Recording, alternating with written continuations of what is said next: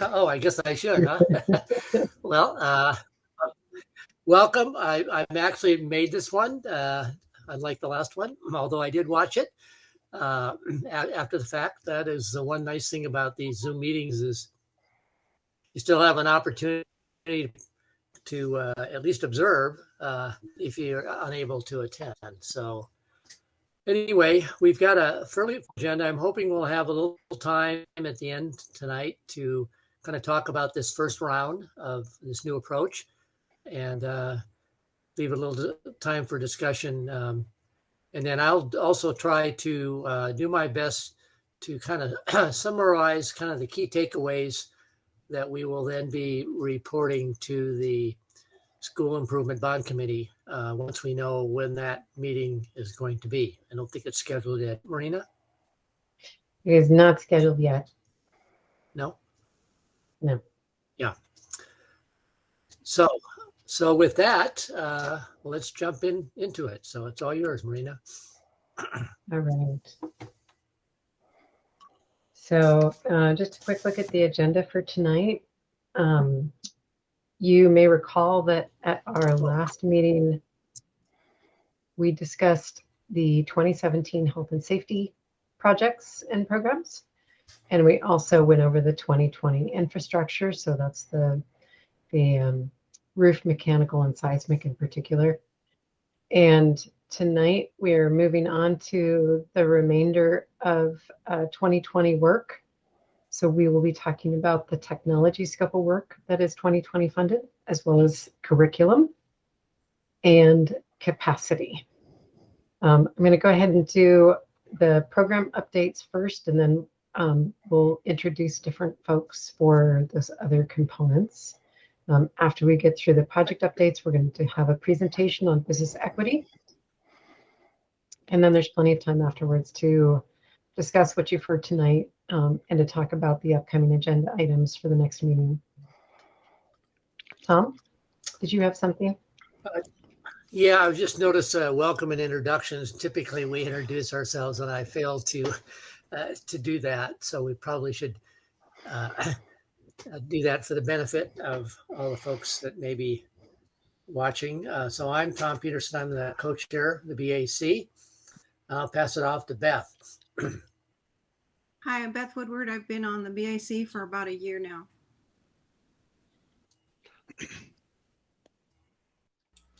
Oh, You want to pass it off to someone?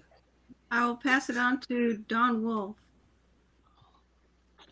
Good evening, everyone. I'm Don Wolf. I am the Chief Technology Officer for Portland Public School. I will hand that off to my partner in crime, Travis Pocky. Hi, everyone. I'm Travis Pocky. I am the Senior Director of the Operation or the Office of Technology and Information Services, and I will hand it off to Darren Lee. I'm Darren Lee, Director of Construction for the OSM. I don't see everybody. I have 6 that are not shown, so if someone could pick someone else. I can go next. How about you? Maria Cresswell. I'm the Senior Director for the Office of School Modernization. And Greg, if you'd like to go next. Yeah, Greg DiLoretto, member of the BAC. And we'll go to Norm. Is he on the phone, or Dick? Yeah, Norm Dowdy here. I'm a member of the Bond Accountability Committee, and I'll pass it off to Karen. Hi, Karen Weiland, member of BAC.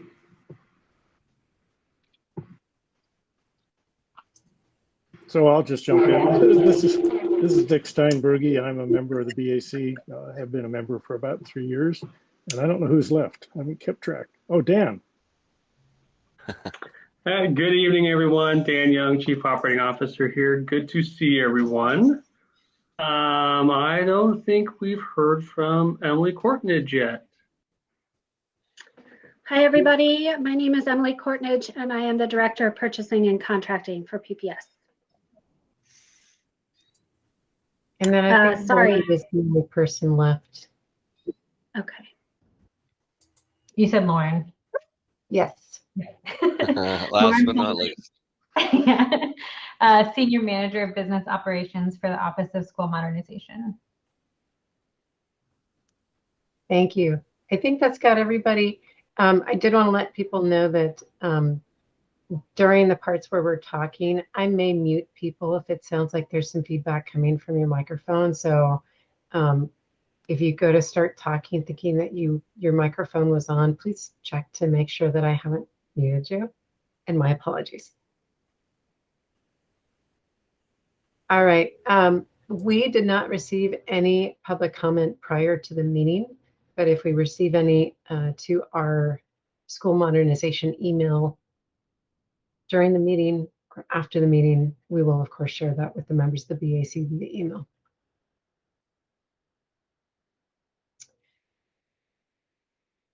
Program administration updates.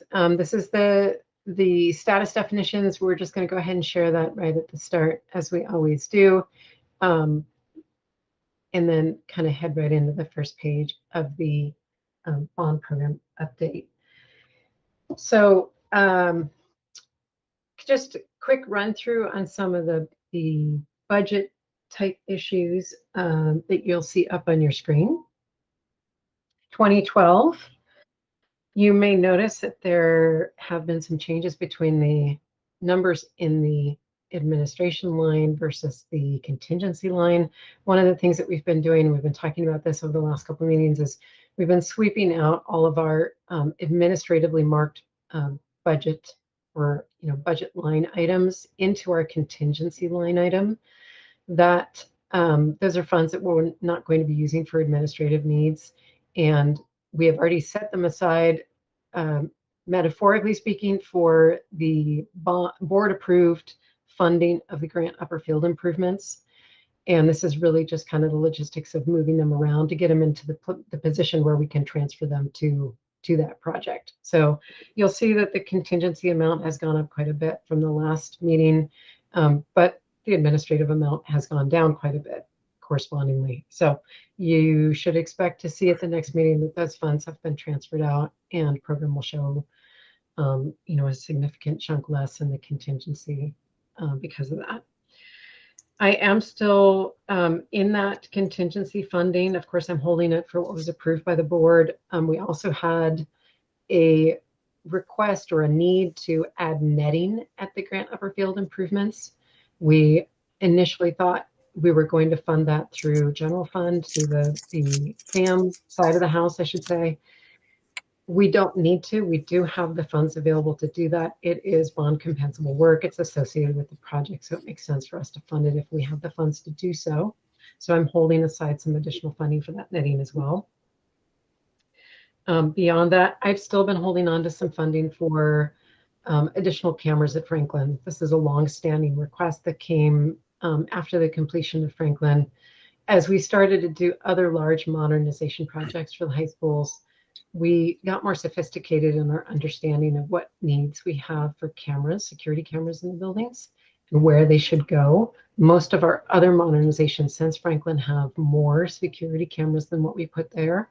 And one of the requests was, if we had additional funding left, could we fund some additional cameras? So I'm holding on to some. We've been waiting to see what happens both with the Grant Upper Field project and Roosevelt Phase 4, which are two major projects that are still sitting in 2012 funding. So that still sits there. Beyond that, I have roughly 500, 600,000 sitting available at this time based on my estimated completion for the program as a whole. Tom? Yeah, just a quick comment. So one, I think the reason the CCTV was deficient on Franklin is because it was VE'd out, a big percentage of it, if I recall, because the ed specs were had come out and then they couldn't afford them. That's my recollection anyway. The other question is on the Roosevelt project, if I recall, the Makerspace edition was having some financial, or was it schedule issues? I was just wondering if there's contingency, sufficient contingency for any overages that might be associated with that project. We are not estimating overages beyond the budget that they already have at this time. So we have already budgeted them for what they need, And we are not, at the time, they've said it's tight, like all project teams. The money is tight, but we're keeping an eye on it, and they don't think they need anything additional at this time. But I'm certainly aware of that and kind of keeping that in the back of my mind as we look at that 500-something thousand that's sitting there in case that need comes up. I'm not giving it away, I think is the answer to that. Yeah. Just in case I need it. Okay. Also, let's see if there's any other notes I had for 2012. I think that's pretty much it for 2012. You'll see we keep creeping up on how much we've actually spent. We're at 99%. You know, we're really close to finishing that one out. We'll be happy to kind of get through all of the last dregs of that bond program. 2017, let me get you to the next page. So for the 2017 program, we really don't have any significant changes in our estimated completion. What you will see that is significantly different from the last time is that we were holding $68 million in premium in a line that basically rolled up to contingency. But as we had discussed over several of the meetings, that $68 million was essentially earmarked to go towards Benson budget so that we could continue to make the Benson budget whole. And we have officially done that transfer at this time. So the Benson budget has increased and the contingency line has gone down by $68 million.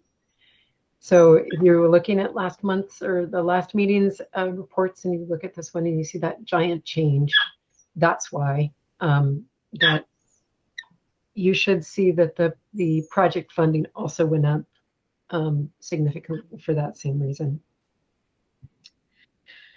The other thing that changed in contingency is that we did transfer $2 million to the McDaniel project for COVID-related costs.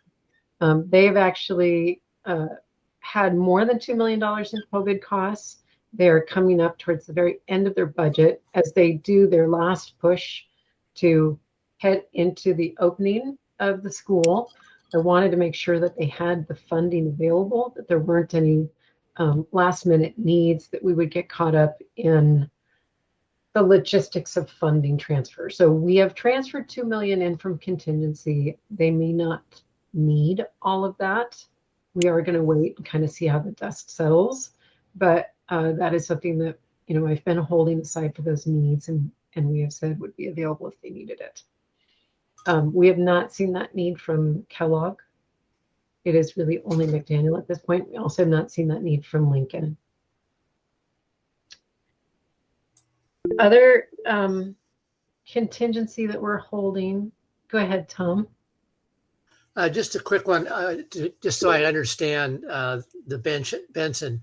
So the money that was added to the Benson project came from the 2020 bond. Is that correct? No, the money that was added, we have not added the money that was set aside yet in the 2020 bond. What we added, so what we added was the $68 million premium that we got from the sale of our bond in April of last year. Okay. And we had earmarked that premium to help, you know, fill in the funding for Benson's budget.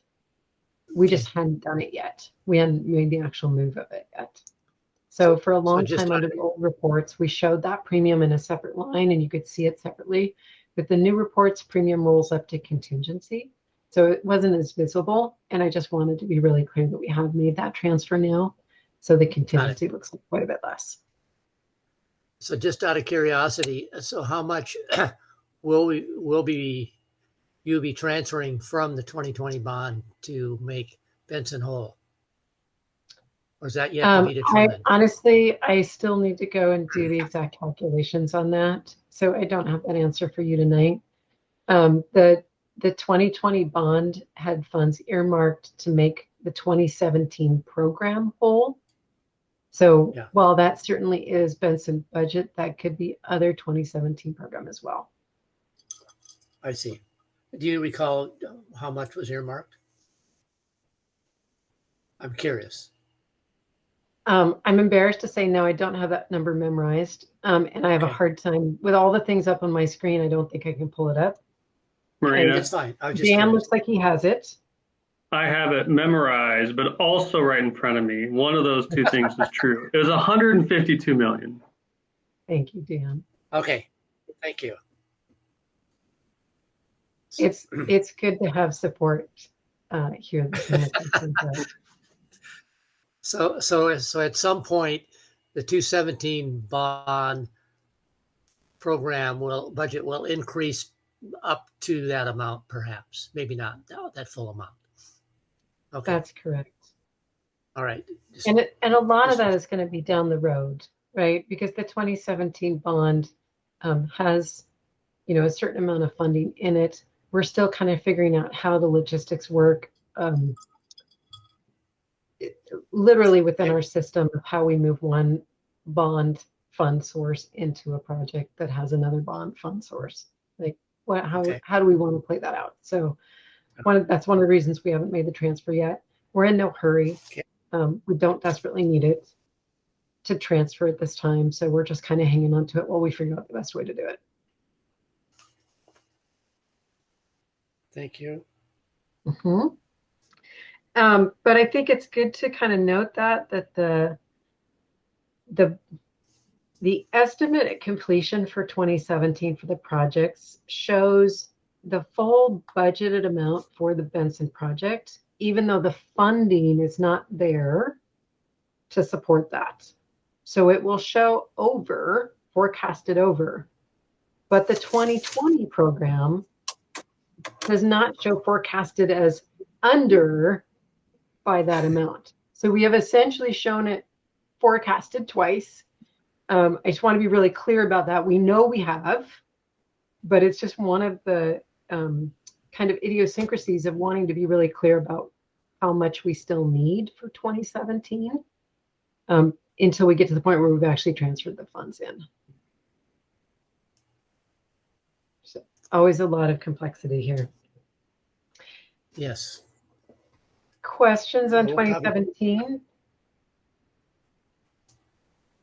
I've asked enough. Okay. We'll move on to 2020. And really, there's not a lot to show on 2020. We are spending money. That is primarily technology and curriculum, which you'll get to see more information about them tonight, a little more detail on what they've been spending. And they have been spending. So you can see that we're moving right along in terms of money going out the door, thanks to those programs. I did want to kind of touch on a couple additional notes, couple things related to modernizations for 2017. I was asked to give just kind of a quick status check-in on the modernization since we don't go through them every time now. You will see those at our next meeting with detailed reports, but generally speaking, the McDaniel project is on schedule for school opening. They've achieved temporary certificate of occupancy, got that yesterday. So it's very exciting news for the team and it's a good milestone. The grand opening ceremony is scheduled for September 18th at 11 a.m. And we look forward to seeing you there if you can make it. Kellogg will have their grand opening ceremony on August 28th at 10 a.m. Likewise, if you can make it, we'd love to see you. Lincoln High School is moving right along. No news is good news, right? They're on schedule and on budget. They just keep moving forward and keep building. And Benson, we did have some challenges with some of the schedule for our swing sites. We knew they were always going to be tight. There will be some impacts, but it's not, giant impacts. It's not school-wide. It's generally pretty small and is for short timelines. And we've been working with the school administrations to mitigate those impacts. Sometimes that means providing additional tented spaces. Sometimes it's just workarounds within the existing buildings that are being impacted. So we're working through that. We're also reviewing some options to address budget concerns with the most recent cost numbers that we got for the JMP amendment. We don't have a lot of information on that right now, but we'll certainly share more as we know more. And health and safety, working hard this summer as expected. We did have a couple of asbestos projects that we rescheduled to next summer. Lots of different factors, some of it timing, some of it was just, you know, the scope when we got into it was more than we could do in the time that we had available. We've had some labor availability issues and, you know, sort of generally speaking, the market continues to be very, very volatile. So 2020 bond, we are going to move next to the technology update, but I wanted to give you just a little quick overview of how we're working with technology and curriculum. I think I've heard some confusion about how it works when we have scopes of work on the bond that are not managed directly by OSM. And so, you know, I just kind of wanted to clarify that OSM continues to work very, very closely with Otis and OTL. So Otis, you already met Don and Travis. OTL, the Office of Teaching and Learning, we have Mary on the call who was just able to join us. We'll introduce her when it's time for her presentation. But we, as OSM, we continue to be the budget holder for those bond funds. All expenditures that are related to bond scope of work, and I'm going to clarify that in a minute, are going through our system so that we are tracking all of the things that are spent and all of the commitments that are made to spend money. And the reports that we provide are intended to encompass all of that. So we've worked very closely with the other departments to, you know, kind of talk through their procurement process to make sure that we are in the procurement processes, that we were in the invoicing processes, and we're, you know, kind of capturing all the information and also approving it as budget holders for the bond. So OSM maintains a level of financial oversight over the bond, even though the operations management of it is really occurring within those other departments. When I say bond-related scope of work, I wanted to clarify that a little bit. So technology and curriculum were new to bond funding for PPS, and the funding is for capital assets. Defining capital assets when it comes to technology and curriculum it can be a little bit tricky. And so we have essentially put together as a district a bond compensability committee that is made up of folks from finance, from Otis, from OTL, from OSM, and we review the proposed expenditures for technology and curriculum to make sure that they are going to be compensable under, you know, bond rules. That means that there are some things that they intended to use bond funds for that have been determined are not compensable. And so those things are still being purchased because they're part of the program of work, the scope of work as a whole, but they're being purchased now with other fund sources. And I've revised the reports with that in mind so that I can show you for technology and curriculum, and hopefully for OSM in the next round, what is bond funded and what are other funds. Because we want to be kind of clear that the scope of work that we laid out in the bond measure is still going to occur. It's going to be funded by bond where we can, and where we can't, we're going to fund it through other fund sources. That's general funds, that's you know, that could be Title IV funds, it could be grant funds, it could be ESSER funds. There's any number of different fund sources that could go into that. So you'll hear in the presentations tonight from both technology and curriculum a little bit about this compensability. You know, hey, we determined this is not compensable, so we're doing it this other way. That's part of the growth phase of having these types of scopes of work that we aren't used to. but I think we're handling it well and we're kind of moving forward well with it. I'm going to show you just real quickly some other changes using technology's report. So I'm not going to get into the content of it, but I want to show you some of the changes to the format of the report, because I'm trying to respond a little bit to the concerns that we've heard in previous meetings as we fine tune our reporting for these as well. Under the budget section of the report, you will still see original budget and current budget. So you're still going to see what's changed from the original budget to the current. You are now going to see a funding section that shows what's bond funds and what's other funds. That might help clarify also the change to the budget, because as we add other fund sources, of course, the budget goes up, right? So you can now start to create some links between the two things. I've created a section that I call progress, because there was a lot of confusion about commitments. And so what I wanted to say is, here's our actuals to date. Here's what we've spent. Now, we've also made commitments to spend this other money. It's not spent yet. We have not paid out on it, but this is how much is sitting out there that we have agreed to pay. So we've got contracts in place. Those two things together, I think, are a pretty good indicator of progress in spending the funds that have been set aside. The forecast section is, again, that estimated completion. So it's telling you where we think we're going to end up with our budget as a whole. Are we going to be over or under budget?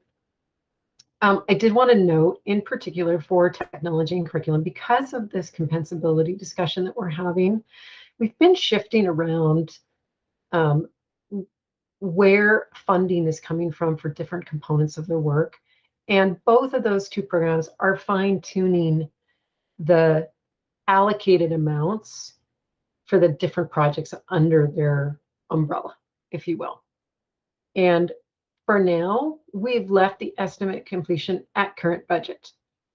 We recognize that those numbers are probably going to shift between the different projects, but we're still working on that. And so I just want to be really upfront about it.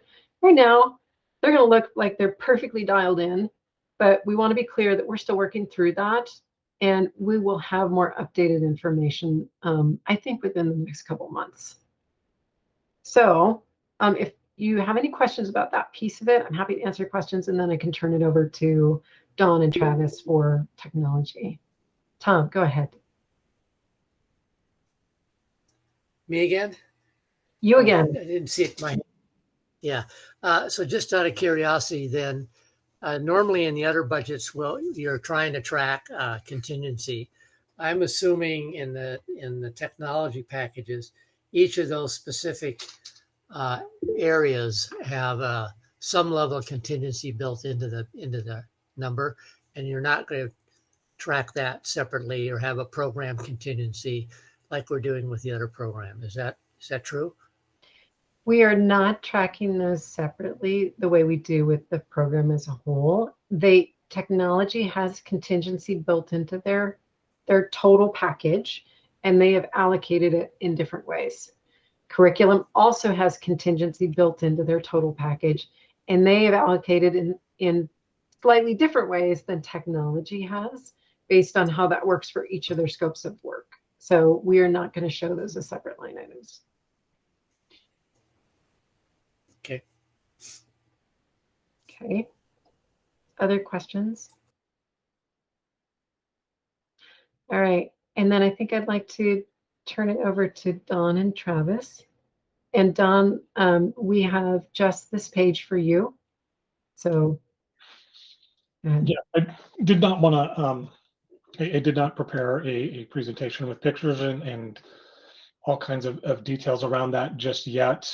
As we get progress updates and as we come back, we'll certainly bring some of that to you. But we've been largely spending a lot of our time getting our programs dialed in, fitting in, and figuring out what the workflow looks like with our bond compensability committee, how OSM provides oversight, making sure we've got that workflow settled in there. But we still have moved things forward. So what I'd like to do is just kind of walk through. You will see 5 main elements to the technology bond program. Give you a high-level overview of that. I'm super informal, so at any point, if you want to ask questions or you need more detail and you want me to drill into that, please interrupt me. I'm happy to stop and go off the script a little bit that way. So our 5 main components are the tech program admin, the classroom modernization, our device replacement, the ERP business process transformation project, and then infrastructure and security. The way we've structured these is the tech program admin holds a fair amount of the contingency for each one of those plans. We've moved it in there just because over the course of this last year, we've seen a lot of uncertainty in the technology field. The estimates that we built our program on were from 2 years ago, looking historically, and then the bond came out. And now we've got chip manufacturers and delays and price fluctuations around that. So it made more sense to centralize those in our program admin. The biggest portion of that is also the contractors piece, where we may need to bring in project managers and other IT related contractors to help us complete the work. One of those pieces that is working really well and will be part of our progress update is kind of bringing on a PMO firm, NIS. They're a local firm that is helping us shape the overall process and progress for our classroom modernization and the infrastructure and security, but also providing some framework where we can input data to give us a dashboard to help monitor our progress. The classroom modernization program is really taking a look at, we have done a spectacular job in Portland on modernizing schools and taking a very intentional effort of updating our high schools and one of our K-8 schools, elementary schools, modernizing them and moving forward. But we still have a whole bunch of other buildings that house programs and schools that are not receiving or have never received the necessary technology to operate well in a 21st century learning environment, and would not support the work that our partners in OTL are doing in bringing on digitized curriculum and relying on those types of resources. So the classroom modernization is comprised of a number of elements. One is making sure we have instructional wireless in all of our buildings. Right now, we have wireless in all of our buildings, but over half of them have just wireless in the hallways. It's not in every classroom. So it's not sufficient to run an entire school in a one-to-one environment. It includes a mounted projector, so not a projector on cart that has provided a safety hazard for where those are put in, but a mounted projector, one that also has wireless display capabilities. So the teacher is free to wander the room and they can connect to their projector and display what they need to from wherever on their school provided laptop, as well as provide the opportunity for students to share their work as needed. The other big component, 2 big components of this will be voice amplification technology in all of our classrooms, helps with our second language learners, helps with our hard of hearing students, but also the research shows that every student that is exposed to this has benefits for it. It makes it easier for the students in the back of the room that are far away from the teacher to hear instruction. And it also helps with the instructors not feeling like they have to project all day long and preserves their energy. So that's kind of the classroom modernization piece. The one other big main component is making sure we have dedicated compute in every classroom. So a Chrome-based desktop computer that doesn't leave the classroom. We provide laptops for our teachers, Chromebooks for all of our teaching staff. And when they leave the room or when a sub comes in, there's no compute there. And it makes the room not unusable, but it provides that flexibility to have meetings, to have other learning activities that are after hours where the teacher's not there, so that we can utilize that all around. So it creates a lot more flexibility for our environments. I'm going to jump down to the infrastructure and security because they play well together. Just to describe that, we're updating all of our data center hardware and switching infrastructure and adding additional pairs of firewall for security there, as well as the storage area network. That works in process. The biggest part of the infrastructure upgrades are also out in the buildings. It's network gear in every one of our sites that hasn't been updated in 11 or 12 years, and the components that we need to run a phone system, a voice over IP phone system in our buildings is completely dependent upon the network. Our security cameras are dependent on the network. So we need to make sure that the infrastructure around networking is updated. And we also need to make sure that the interconnects, and as you may or may not be aware, in each building, you have a number of networking closets that control the network and the access in that each building. So those are connected via fiber. Many of our schools, that fiber is really old and can't connect and support at bandwidth from a remote classroom back to the main jump off to the internet. Those all need to be upgraded. I think there's about 70 of our buildings that we're going to have to do that. Because those things so much center on the buildings, we're working to intertwine those projects to roll out at the same time. So we're trying not to impact a school or a building more than once. We're not trying to do the classroom modernization and then come back at a later date and do the infrastructure updates. We're weaving them together. So those two schedules, when we get down to the schedule piece, will look very similar because we're working them at the same time and bringing contractors in all at once to get all the work done, get out of the building, and they have everything that they need in place at one time. The device replacement, two more big elements. Device replacement is first and foremost, we're going to push forward with a one-to-one program for Portland Public Schools for the first time ever in grades 3 through 12. We're on board to start that program this fall. All of our third through 12 grade students will receive between hopefully the end of August and sometime in early October a new Chromebook that is more engineered for a remote classroom experience that we've experienced over this year, but also excellent for in-school work. The lessons we learned this past year have said we need to account for both in any purchases we make that are going to impact our students. So we're making sure that that's going to be available for all of them. In our lower grades, grades K2, it's going to be a 2-to-1 program where we'll have one device for every 2 students to be able to use. They don't use them in the same way in those primary grades as much. And so we're not expecting them, and we're not really wanting those students to take a device back and forth to home. The expectation in 3 through 12 is that students will have their devices that they can take home. They can have their learning opportunities whenever and wherever they're at, not just in the classroom. It also includes upgrading devices for our teaching staff. That is one of the pieces, the components that we were able to complete in February. We pushed that forward as a result of the pandemic, and it's part of this bond program. The bond paid for it, and we're in good shape there. We're working on our administrators, refreshing their devices, and then the primary support staff at all schools will start developing the program for what is the ideal compute for our front office and support staff to have and get that rolled out. That should be one of our finite programs as we get into the schedule. We should have that all determined by early fourth quarter and be able to get that all rolled out. And so we would have the device replacement piece completed by quarter 1, quarter 2 of 2022 and move forward with that. The last big piece is the ERP. We call it replacement planning. It's more of a business transformation process. It is right now, what we've done is out of using general fund dollars to help us plan and prepare for this project that's going to go over the course of 3 or 4 years, to help us set up what our governance looks like for that model. And if you're not familiar with ERP, it's Enterprise Resource Planning. It's our HR software, it's our budgeting software, it's our financial package.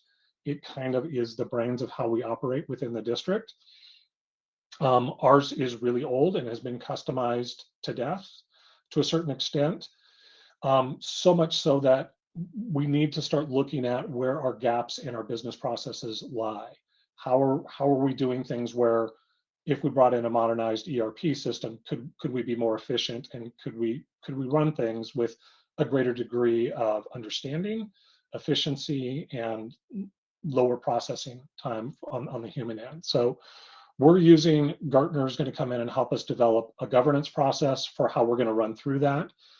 It is largely, you will notice in our budget categories that the original budget was about $11 million. That's dropped down to about $250,000 because largely almost all of that work is non-compensable under capital bond. So we will have to find other ways to do that work, and be able to pay for it, but we will move that work forward. So we're starting with a general fund funded project, and then you will notice if you look at that in our schedule under ERP replacement and planning, most of that work is listed out as analysis and planning. There's a very small chunk that I apparently didn't update where we will be doing a procurement effort at the end of that to help us launch an RFP effort for our next ERP. So this is going to inform what we need to improve upon in our business practices. So there's a lot of analysis, there's a lot of data gathering that's going to have to go on over the next few years. That's going to require deep involvement from our HR and our financial folks to be involved with. So that's why there's not a very discrete analysis and planning. We're going to buy something and then we're going to distribute it or placement. It's a lot of analysis to get us to where we need to be in our next phase of business operations. Any questions? Yes. Is it? I'm sorry. Is it Bar? All I see is B, and It's Beth. It's Beth. Thank you, Beth. You mentioned that Gartner will help you with the ERP. What was Gartner? Is that a consultant? Or? Gartner is a national organization that does a couple of things. One, they rank software applications, programs, and things like that, and they provide best of breed, but they also have a massive research and deployment arm and a governance arm. So we're reaching into them, and because they have consultants and constituents throughout the country that have a very targeted knowledge base on ERPs, and they're going to help us set up the governance. So how myself, our CFO, and our CHRO will work together to govern the process of how we explore, analyze, and determine what our next steps are going to be for our next ERP. They have that expertise that we just don't have that in-house knowledge and or time to be able to lead those efforts and develop that process for us right now. Thank you. Travis, is there anything you wanted to add to that on the Gartner piece? You know, it's really just more of a expanding on the point you already made. You know, if we use the analogy that the ERP is kind of the brains of how we operate PPS, this is kind of a brain transplant. So, yeah, this is not one of those things that we want to do lightly. This is something that we want to use that expertise from Gartner. Whereas, you know, throughout my career, I've done 3 ERP implementations. They've witnessed hundreds. So leveraging that experience and making sure that we get this right on the first try, that's absolutely what we want to get from them. Tom, you had a question? Yeah, and I would, I couldn't agree more with bringing in someone to help you with scoping a project of that magnitude, having been through similar efforts or observed similar efforts like that at the port. There are so many rabbit holes that you can fall into if you're not careful. So that's money well spent, especially when you look at what you're going to end up spending as well, and how easily those can be overrun your budgets. Yeah. The question I have is the bond programs, albeit are construction related, have had a strong emphasis on social contracting equity and opportunities for emerging and small businesses. Now, I realize the technology sector doesn't have the same tracking systems like what's set up for construction, but I'm curious, in your program, are there going to be opportunities as you roll out this program for business social equity and how you go about purchasing or buying resources or whatever? And if so, I'm curious how that would be addressed since you don't have the same kind of tracking tools. That's a really good question, and it's one that we focus on all the time. Emily and myself and Dan meet with our deputy superintendent, talk about business equity and how we provide more equitable opportunities for the contractors. Yep. One of the ways we have approached this, and right now it's in process, we have an RFP out there for an IDIQ process, which Emily or Marina could tell you what those acronyms mean. But essentially what it means is we've let an RFP out there to get the low voltage contractors, which will be doing the majority of our infrastructure and infrastructure work and our classroom modernization work, pulling the cables, pulling the fiber, dealing with helping us identify where asbestos may need to be dealt with and that sort of thing. The IDIQ process creates a pool of qualified contractors. So it's not saying we're not going out for one large general contractor. We're looking for a large number of qualified contractors. So it opens the door up for a smaller shop that only wants to bid on 1 or 2 schools when those come available to be able to do that. So you don't have to have quite as large. And it seems in talking with some folks in the industry, it creates a better opportunity for some of our smaller shops, some of our shops that may not have been able to purchase or bid on some of these and be able to accept. If we said, hey, we're going to have you pull fiber for 88 buildings with one contractor, it creates an easier access to that work. Along the same lines, will you be augmenting PPS staff to roll out this program? And will you do that through contracts, or which is another opportunity for business equity too? Just curious. Yes. So we just completed a staff aug similar process where we have a number. I think, Travis, we have 8 staff aug firms. The number of minority women-owned businesses there increased over our last version of that. And yes, we will be using those folks to help augment our staff. We're bringing on a couple PMs. That's part of our tech program admin to help us marshal all this work and make sure we've got all of that available. And we are always very mindful of how we are hiring and who we are bringing on into our work within IT, to make sure that we're honoring the district's mission for providing equitable opportunities. Great, thank you. I just want to hit the schedule really quick. I think I'm over time and Maria hasn't pulled out. Hi, can you hear me? Sorry. Yes. Okay, great. This is Kenichi. I'm on my phone. I apologize. I have kid duty. So quick question on the IDIQ. I think that's what you said. What is the way that you're outreaching to share this message? I think there's a lot of small contractors who would be interested in the opportunity. What are your outreach methods to get the word out?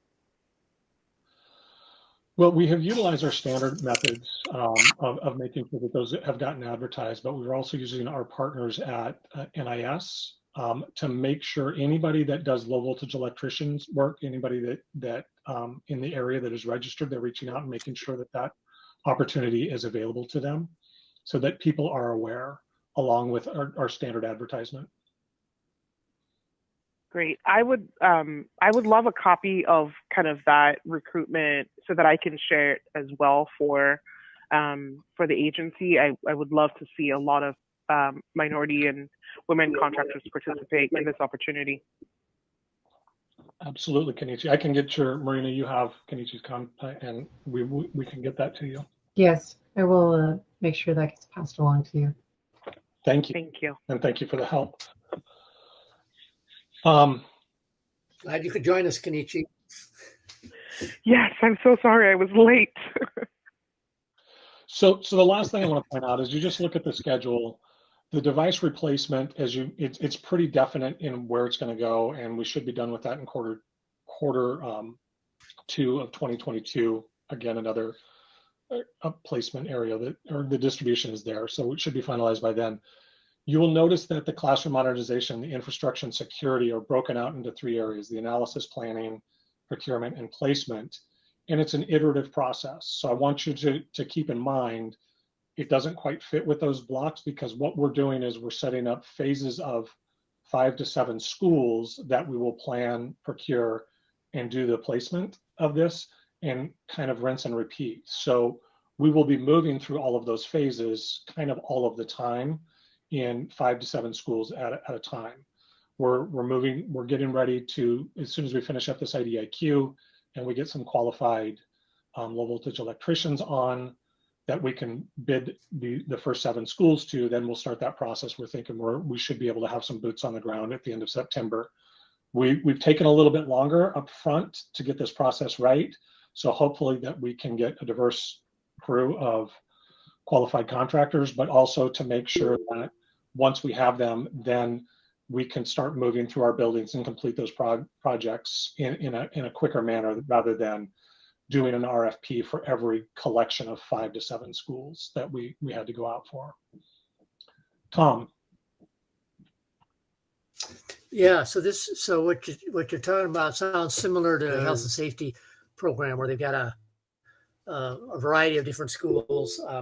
So I guess what would be useful in the future is to at least get a sense of what's being tackled and when, kind of like what we're seeing in the health and safety reports. Marina can kind of walk you through those. I'm not proposing you duplicate those necessarily, but it would be useful to kind of know, well, we're working on these schools this year and so forth. So we have a sense of what, a little more detail in terms of what you're actually working on specifically, if that's helpful. Yep.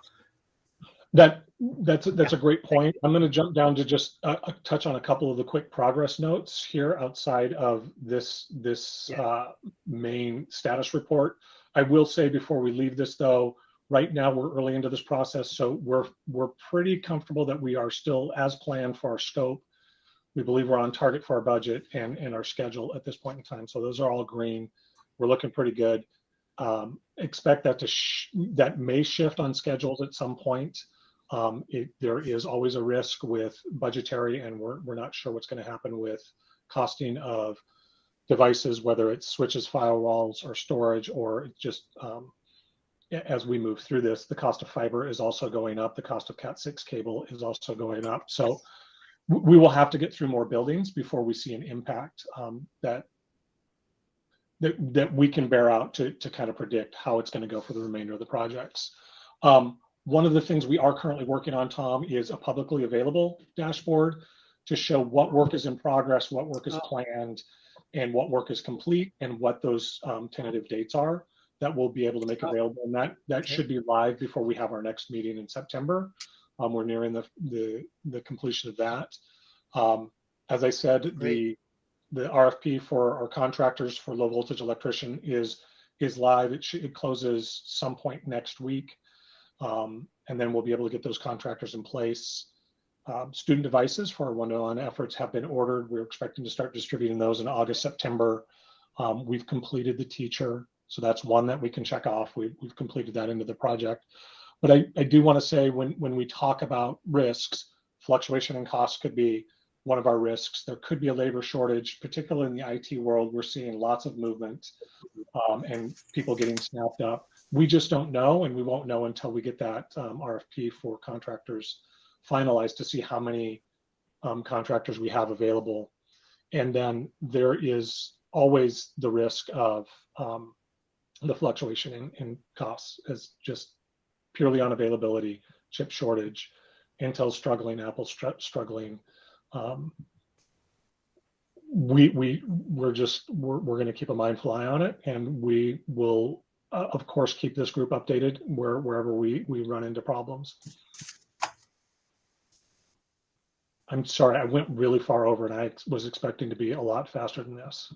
I think we gave you a late start, Don, so you can blame me for half of it. But we should probably move on to curriculum if everybody's okay with that. Sure. Thanks, Don.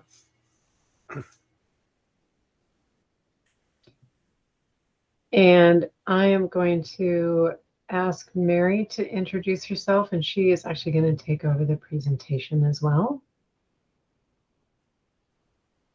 Hi.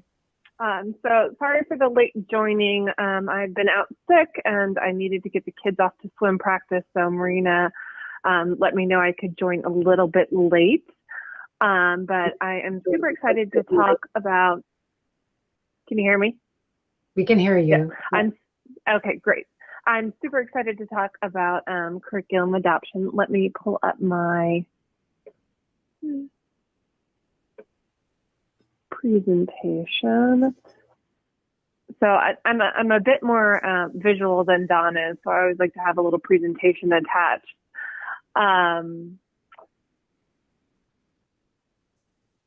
so I wanted to talk about kind of curriculum adoption is kind of an interesting thing. And I know that most of you are kind of new to the process and how we're now thinking about curriculum adoption. So I first wanted to kind of center our work into why curriculum is important, how it really translates into PPS's vision and graduate portrait, and how that work really kind of has led to the work that we've already done. But to start off, we were super grateful back in November when we found out that we were able to leverage bond funding to purchase new curriculum. And I'll go into a chart a little bit later that talks about the last time we adopted some resources. It's been a while. But first off, curriculum, the way that when I was in school and many of you were in school, it was all just textbook based. Maybe the teachers developed some quizzes. We went to the library to check out books. But curriculum has changed a lot since then. And the availability of resources and the availability of not just base curriculum, but supplemental materials and going online and having a whole library, that is in an accessible way, not just a book online, but a way that you can parse through information and parse through everything is great. So, but curriculum is important. It touches every school, every student within our district, whether or not the teacher that delivers it, the school, it really touches every student. And that's a make or break point for students. So there's one thing, pedagogy, the way teachers teach paired with curriculum is kind of where that nexus is. So it's really important that we have curriculum that our students can relate to that is culturally responsive. And in addition, as a district, we've moved towards a standard-based curriculum. So all of our core content areas have adopted standards. And as a result, we need to make sure that the curriculum that we have reflects those standards so that teachers are able to really not spend a good deal of their time looking at the curriculum and saying, how does this match up with the standards I'm supposed to teach? But instead really using those resources to the best of their abilities. So I'm going to talk about them as instructional resources, and I kind of wanted to frame that because curriculum is kind of what we would traditionally think.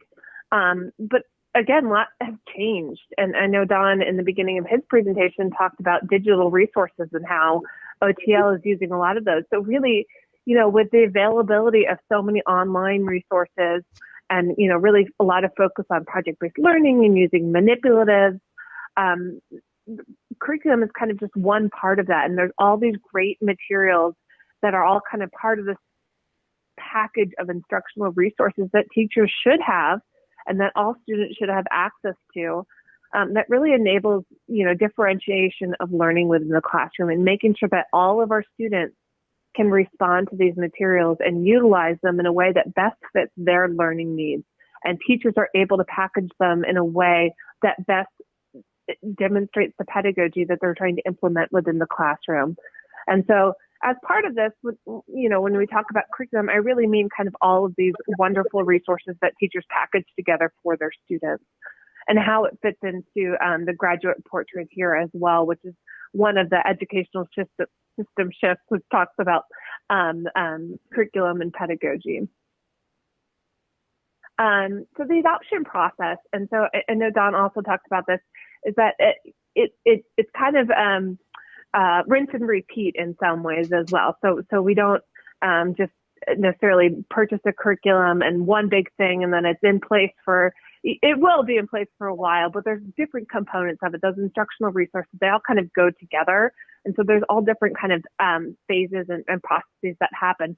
But really, when I came into the district actually I've been with the district for a while, but when I came into kind of this new role in December and January, there wasn't really a process in place for adopting curriculum and instructional resources. The process in place that we had was really reflective of the traditional textbook method where we would, have vendors send us textbooks and we'd go through them and say, hey, does this work for our needs? Does this not? Have teachers review them. But really there was no process in place that had adapted to times where more digital, I'm not going to say modern times, that sounds terrible, but times where there's more resources available in different formats. And so as part of this work is not only talking about the bond funds, which I'll talk about as well, but also formalizing our process for this as well. And so, like I said, no formalized process. And then obviously examination through the RESJ lens is a huge, huge part of our adoption work. And it wasn't necessarily considered a factor before. I wasn't involved. I'm sure it was to some degree, but it's really integrated throughout our entire adoption process.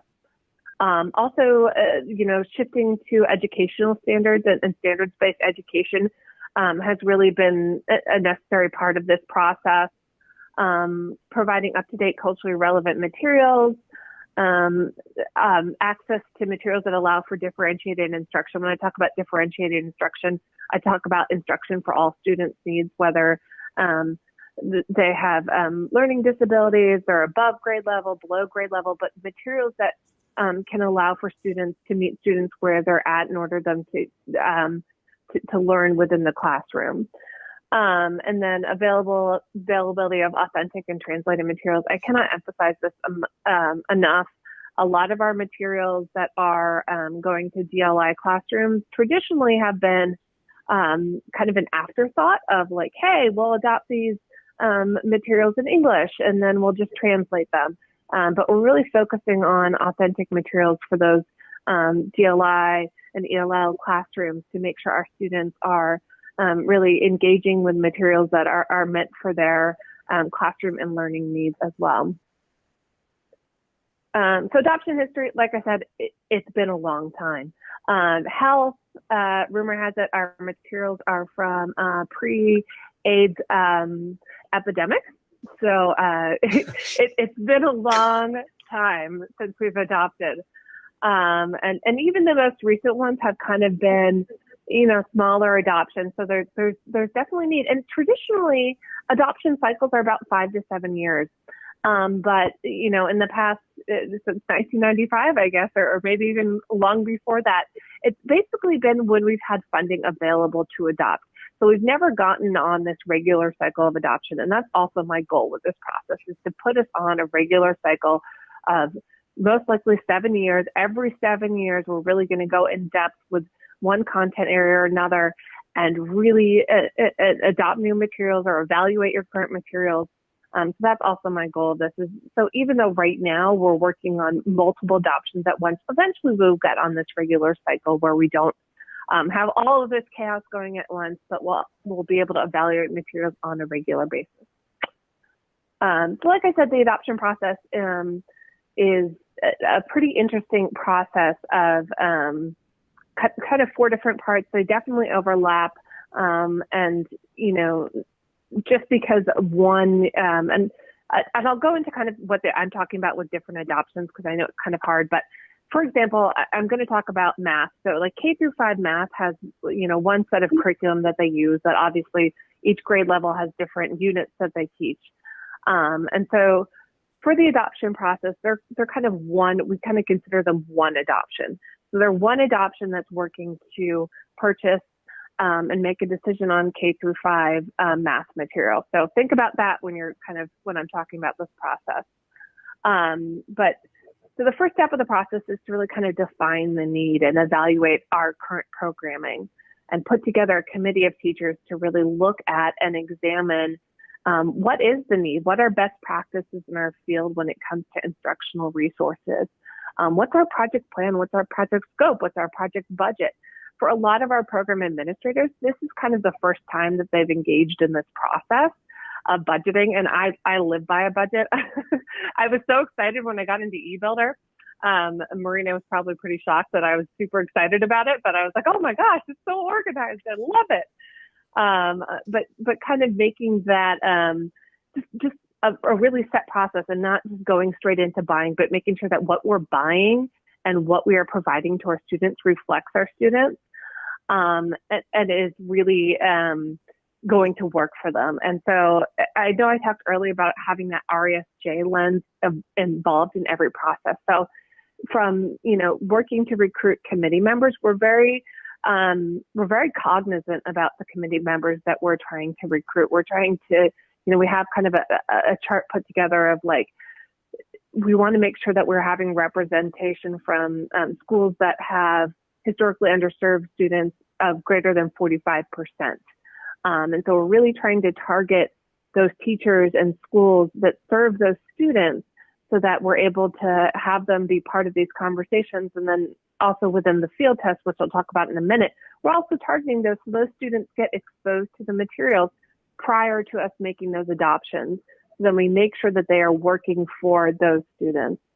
And, also within this defined process, the evaluation rubric as well, it has a large bias component that we go through. And we have actually rejected some curriculum so far and provided feedback to vendors about bias that we are seeing in their curriculum that they haven't seen. So it's been a really good process.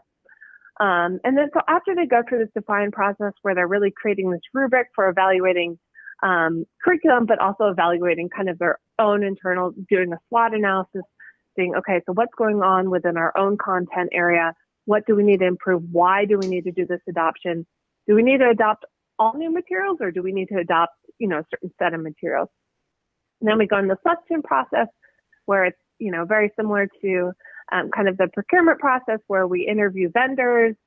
And, there's not as many sometimes. There may be only a few vendors that offer certain specific materials just because it's such a unique, if we're looking at like DLI, French materials, there's not that many vendors that offer that.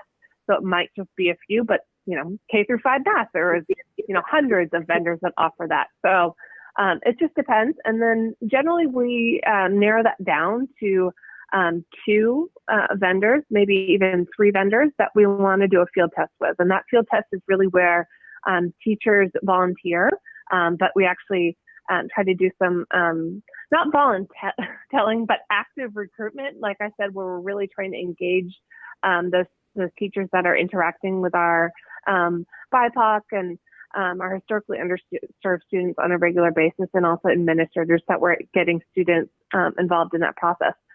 And so they go out and they field test these materials for a couple months, go through some units.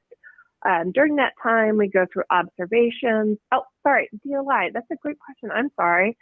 Dual language immersion, which is, we have, oh my gosh, I can't even remember this. I know we have 10 Spanish. We have quite a few schools that offer that for our students who are both English language learners as well as students that are wanting to learn a different language as well. And then, so after the kind of that field test where we're doing observations and everything, actually during it, we also engage families with the materials as well. And so we're rolling out kind of a detailed engagement process. And I've worked a lot with our RESJ team, and I'm continuing to do that, Danny Ledesma, our community outreach group and comms to kind of develop an engagement plan for families with this work. And so they're able to engage with the curriculum prior to us making that decision so they can provide feedback and answer questions. And then eventually a decision will be made about what curriculum will be chosen based on the evaluation, and then implementation, which is what it sounds like. So I'm really ordering materials, distributing materials, making those translations if necessary, providing professional development to teachers, which is kind of that huge part, because that's really where we're marrying kind of the pedagogy and the curriculum together that enables teachers to go out and teach their students. So that professional development, and it also doesn't happen at once. It is throughout the kind of the lifetime of the curriculum. It's ongoing, providing ongoing professional development and educational support is so needed. And then evaluation, but evaluation is actually part of everything. And I'm actually in the process of interviewing and hiring on an external evaluator to help us flesh out this plan even more.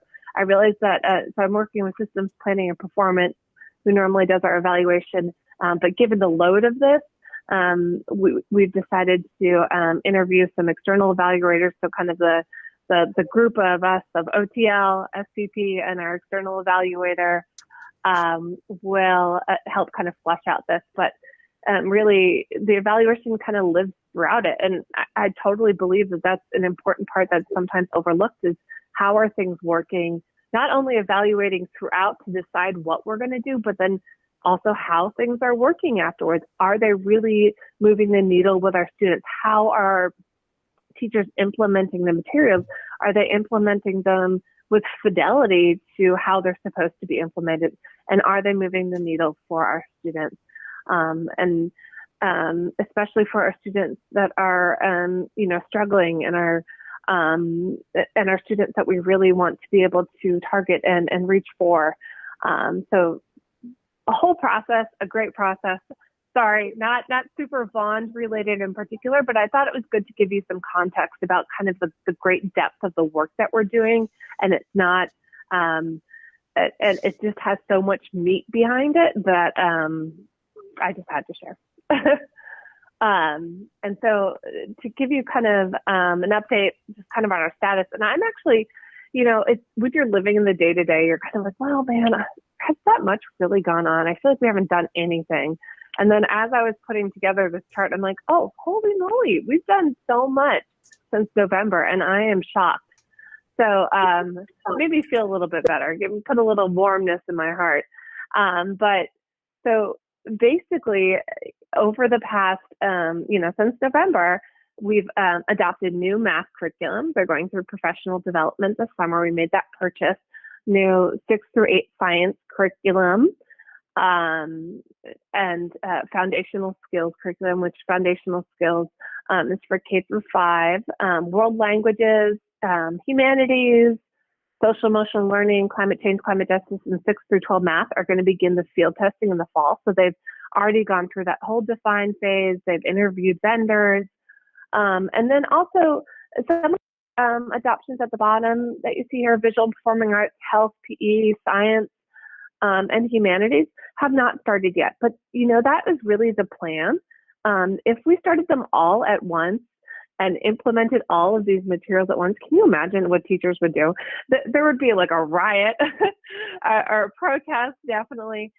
So we're doing this on purpose. We want to scaffold these adoptions in a way that the schools are not overwhelmed.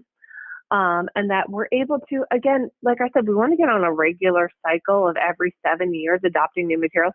If we were to start them all at once, they'd all come up at the same time. And that's just not realistic. We want to make sure that we are have them on a cycle in which that we could do 1 or 2 each year and not say, hey, every 7 years we're going to do all adoptions again. So it was very strategic in how we were going to launch these. And so that's why some of them haven't started yet. This is kind of a table of all the adoptions. I just mentioned them, and it's hard,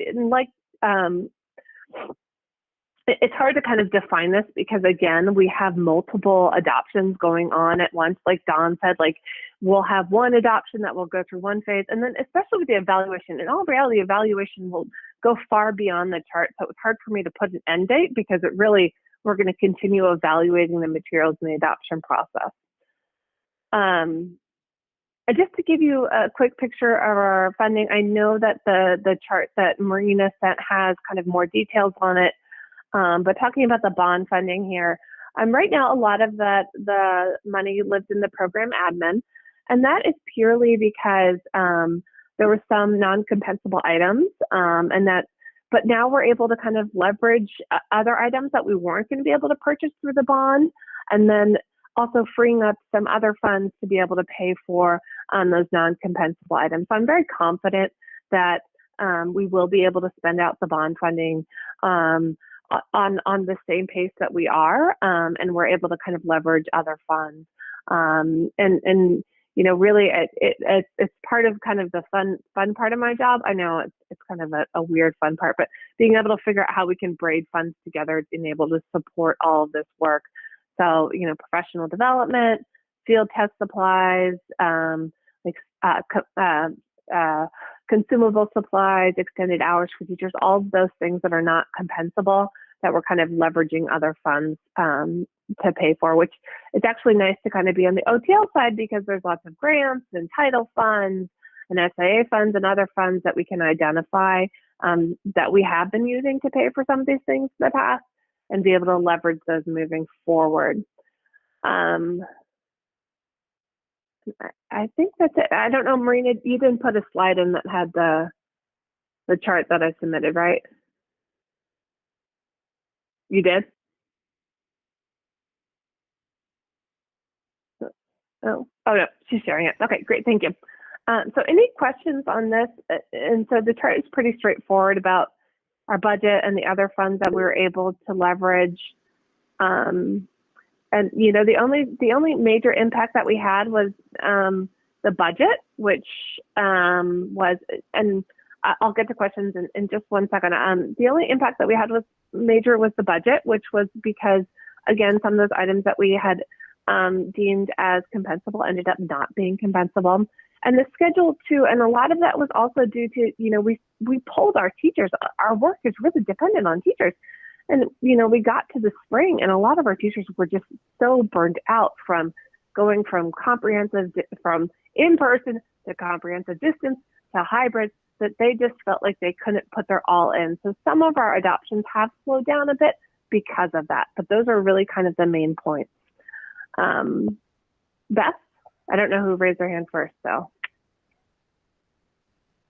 Richard did. Richard was first. Oh, Richard. Okay. Either way, I was going to ask about the schedule being yellow, and maybe that's what you just responded to, although it's still not clear to me why it would be yellow compared to whatever the plan was. But more than that, the budget is shown as red, yet the current budget and the estimate at completion match to the dollar. So I'm not understanding that. I'm going to step in real quick on that, Mary. So as I mentioned before, we went ahead and just showed the estimate completion showing the current budget amounts. We know that those need to be refined, but because we are working through the compensability determinations, we're still figuring out what those impacts are. And I think what Mary was trying to convey with the red is that we were not expecting the some of these expenses to not be compensable. And so that was a bit of a shock to the system, and that certainly feels red to her. But we are working through finding other funding sources to purchase the things that need to go along with the adoption. We're comfortable that we're able to do that. It may be that some of those other fund sources are, you know, more limited by fiscal year than bond funds are. So we may see in this program in particular a lengthening of the schedule to allow us to use other fund sources in the right time period. So for me personally, I don't know that I would have put that as red, but what I asked is for these two programs in particular to go with kind of their gut feeling while we figure out what the definitions of green, yellow, and red should be specific to their programs. Because of course, the definitions that we've used in the past have been for construction, and they don't quite fit for these programs. And so we need to kind of sit down and figure out what those definitions should be. And when we have those, we will share those with you so that you know what those are, what those different colors mean specifically. Thank you, Marina. And yeah, so I wasn't quite sure where to put that because we're still able to buy everything we want to buy because we're able to leverage funds, but our original funding plan for this curriculum adoption has changed. So I wasn't quite sure where to put that, but as we figure out the definitions, I'll be able to be a little bit more clear on that. And Richard, I also want to say the other thing with the schedule, in addition to kind of the teacher burnout that we're facing, is that this is a really unique problem, which I didn't know would actually happen. So when we started going back to hybrid, a lot of our program administrators were actually former principals or assistant principals, and a lot of our assistant principals and principals went on leave. So a lot of our program administrators that were actually leading these efforts went into schools and stepped up to be principals and assistant principals during hybrid. So some of our, so for like K through 5 math, our program administrator actually stepped into the classroom, so it slowed down our work a bit. It's not a huge impact. It hasn't halted work, but it definitely had slowed down the progress a bit. And I wanted to note that There was just so many shifts and that it just wasn't happening exactly the way we had planned it to be. Beth? Yeah, thanks, Mary. I really appreciated all the detail in your presentation. That was really interesting. And I was glad to hear you mentioning the racial equity and social justice lens several times, because we are also, as the BAC, directed to consider that too in our comments. And I'm kind of wondering, given the harm in our current society from institutional racism that white people are taught not to see, so it's hard to see. And given the new scientific information that's probably not in a lot of textbooks, that what critical race theory and, that it was politically made up thing. And I'm wondering if you're able to get that into, like, you have new science curriculum. Was that in there as part of the science curriculum? That's just kind of a little question for me to test. Is it working? How is that lens working? It must be hard to get the teachers extra time. I heard through another organization, I went to a meeting where it happened to be with the Oregon Department of Education, where I heard that, there's expecting teachers to go to some of these meetings for free, and they just, they're burned out as it is. So I think there's a lot of questions that remain about how this can really happen. And then also another reason I'm asking that question is because I know that in 2019, there was a law passed to incorporate genocide and the history of the Holocaust and genocide, say in Oregon, in the US, into curriculum. And that is due this year. So I'm wondering how you're able to work quickly on those kinds of things, even when you have this very well thought out process that makes a lot of sense. Yeah, no, that's a really good question. And I can't speak specifically for science, but I do have to tell you that is something that we're considering as we are evaluating curriculum. And a lot of our, depending on the curriculum, so that may be part of the curriculum, but a lot of our programs are also relying on like supplemental resources to supplement the curriculum that they have. So the curriculum might have a basic unit of information that calls upon either the teacher bringing in additional information or research, or the student doing that themselves. And so a lot of those kind of materials live in that zone right now, but I do have a feeling that it is going to be more integrated. We're not at a point yet where I'm really able to answer that question in full. But hopefully the next time we talk, we are able to. As I said, right now we're kind of just building this process, but those are great things to keep in mind and those specific examples as we build the process out. Thank you. Any additional questions on curriculum?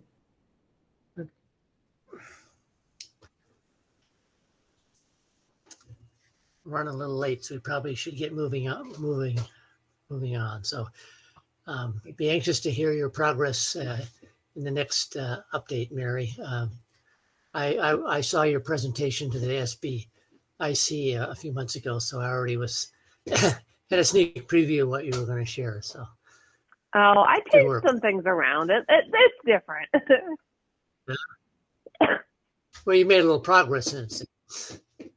Oh, yes, definitely. In 3 months or 4 months, we've made a lot of progress. Thank you. Thank you, Mary. I did think it was important that the BAC get a better understanding of how this works, because I think that's going to help inform, how you see the reports coming through. And it's so very different than what we do within OSM. It's been a learning experience for us too. And so I wanted to make sure that you got that background as well. So thank you to Mary. Thank you also to Don, and Travis, I think, is already gone. So please thank Travis for me as well, Don. 2020 capacity. So we did not prepare a formal report for capacity. Mostly just wanted to kind of give you an update on what capacity is and where it's going, kind of what we're doing with it. The funding that was set aside for capacity with the 2020 bond was intended to address enrollment impacts. So where enrollment changes in a way that impacts a school physically, and you need to provide additional spaces, different types of spaces to address those changes in enrollment, that's capacity. And so there was a bucket of funding set aside because, quite frankly, enrollment changes all the time, whether it's, natural factors of kids moving into certain boundaries or moving out, or it's related to boundary changes. It could be any number of things. Those kinds of changes to school facilities can be expensive. And so some funding was set aside. We have already begun to utilize some of that funding for a project at Terwilliger to move the access program to Terwilliger. We have not transferred, so the project was started with FAM and sort of seeded with FAM funds so that it could move forward quickly because the need was urgent. And FAM was kind enough to manage the project until we could get our funding online for the bond.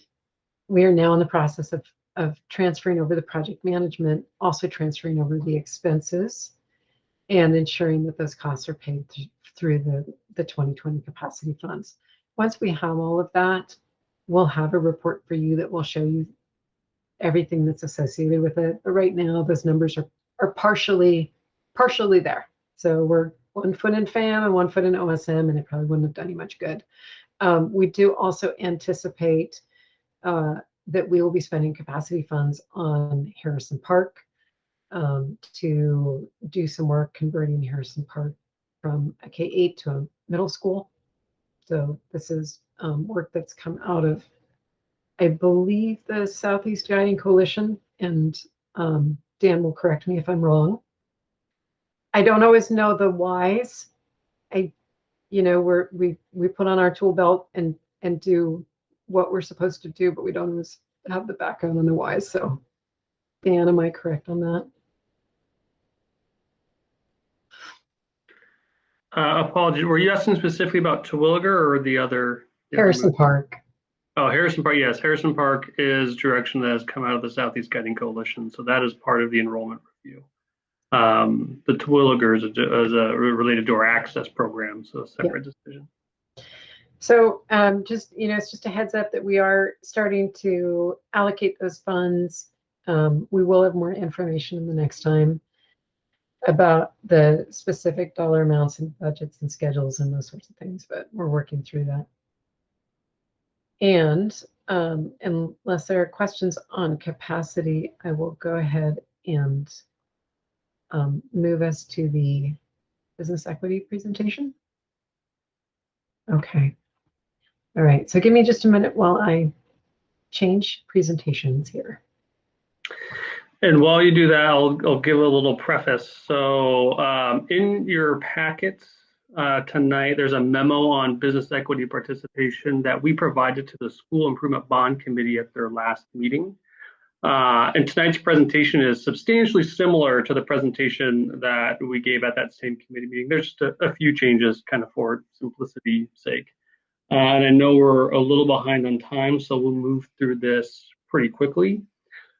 Primary goal for tonight is really just to provide information and context to the BAC members regarding our certified business program, namely so we can, when they come forward in the future, for example, our performance audit recommendations, we've got a good information foundation that everyone can reference and be familiar with when we have these further discussions and we review recommendations. So if you want to click through a slide, yeah, right there, it's great. Thanks, Marina.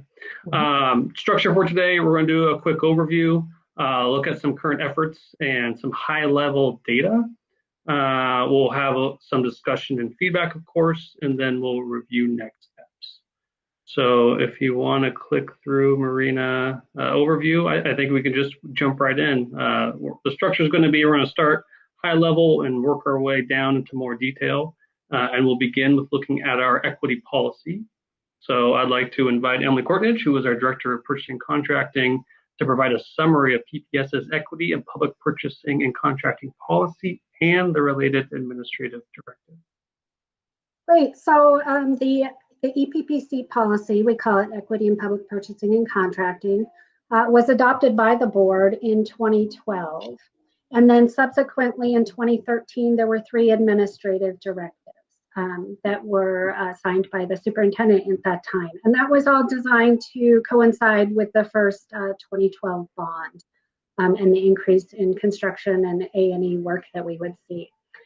So the EPPC policy has 3 goals, 3 prongs, I like to call them. There's business equity, and that's about who we do business with and who we contract with, the ownership of the businesses that get our contracting dollars, whether they're our prime contractors or our subcontractors. And the goal there is to increase the amount of contracting dollars that go to certified women-owned businesses, minority-owned businesses, and other certified businesses, including emerging small businesses. Then there is a very separate prong called our workforce equity prong. And our goal there is to increase diversity on our actual construction projects in the workforce itself. So among the journey people and the apprentices. That prong requires that that our contractors use a certain percentage of their use for their labor hours, a certain percentage of that coming from apprentices. And we have a threshold that 20% of labor hours on applicable projects must be worked by apprentices. There's also some aspirational goals there around increasing diversity of the apprentices and journey people on our projects. So that's really, again, about the workforce, whereas business equity is about the business ownership. And then finally, the third prong is career learning equity, and that's where we require our certain large contractors to register on our career learning platform and make themselves available to provide career learning opportunities to our students. So we help to build the pathway towards successful careers in construction and architecture and engineering and otherwise through that program. So today's presentation is really just on the business equity prong and the work that we do to increase the number of our contracting dollars or percentage of our contracting dollars that go to certified business.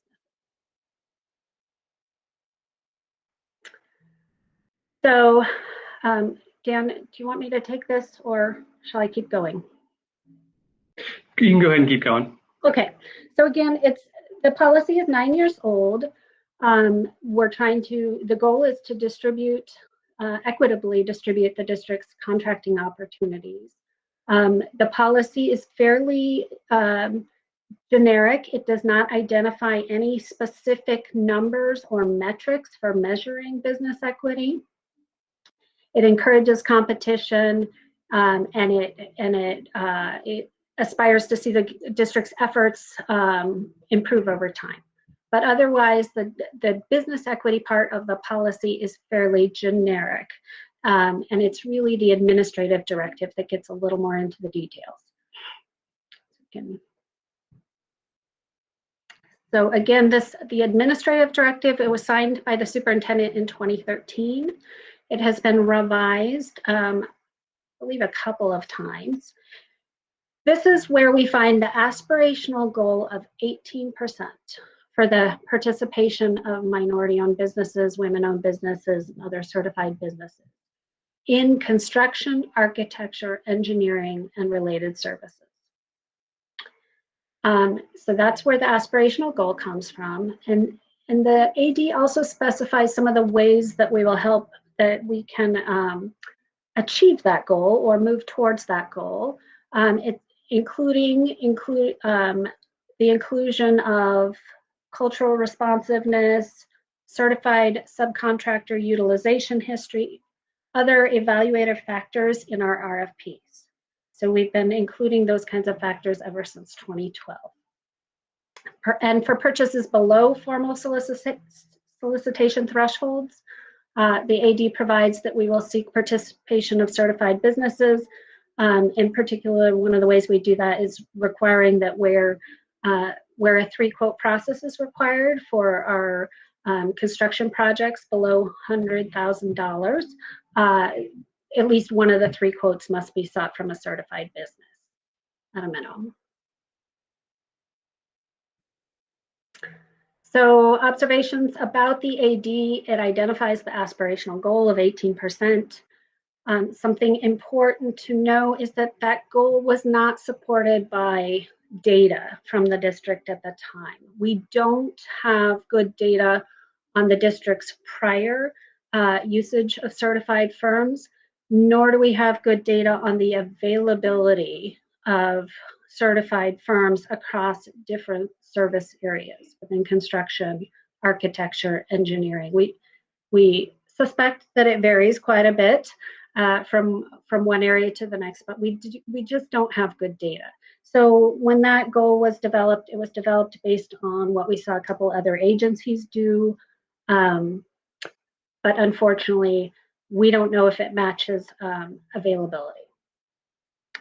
The goal, again, is based on company ownership. It doesn't have anything to do with the labor workforce. And the goal could theoretically be met in a number of different ways. We could have a couple very large contracts with certified GCs who are self-performing, a certain amount of their work. The goal could also be met by many, many, many small projects with certified firms. The administrative directive does not specify how that goal should be met and what kind of firms should be prioritized. And then as far as our reporting to date has really just been focused on that 18% aspirational goal. We haven't been focusing on numbers of certified firms that we're utilizing and if that has increased over time. So that's something we will want to look into. Okay. Thank you, Emily. Sure. This slide here we put up for our SIBC members, and is really just to a little bit of food for thought, plant some seeds that as we walk through the conversation today and as we walk through the conversations in coming weeks and months, a couple things to think about. And so we put it here for the BAC members as well. So a couple considerations. Does focusing only on business ownership and total dollars spent adequately define success? Does the current aspirational goal align with PPS's aim to distribute the district's contracting opportunities? And are there other potential business equity goals and metrics that may better represent PPS values, such as number of contracts awarded, number of firms we're working with, workforce, technical assistance, etc. So those are just food for thought, things to think about both today and going forward. Now I'm going to quickly just highlight a couple of efforts that we do internally and our contractor partners do to help promote certified business participation. So I'm just going to call out a few of these and then we're going to keep motoring along. So some sample efforts that we do in-house includes participation in local business advocacy groups such as AWAMI, attendance at trade shows and open houses. As Emily just noted, we require for all Division 49 procurements below $100,000 to solicit quotes from a minimum of one COVID contractor. And also, as Emily just noted, our RFP evaluation criteria includes points for demonstrating a history of successful business partnership and a project-specific comprehensive certified business outreach utilization plan. So those are required in our CMGC RFPs, plus a bunch more. Our contractor partners, they promote their certification in a number of ways, including reaching out directly to subcontractors through trade shows, advocacy groups, and one-on-one engagements. General contractors work directly with prime subcontractors to assist in their sub-tier subcontract utilization. Most large generals in town employ staff positions that specifically focus on improving diversity and supporting COVID firms. And our CMGCs regularly break down big packages into smaller scopes of work, often working directly with members of the certified business community to determine which scopes are achievable in just one single package.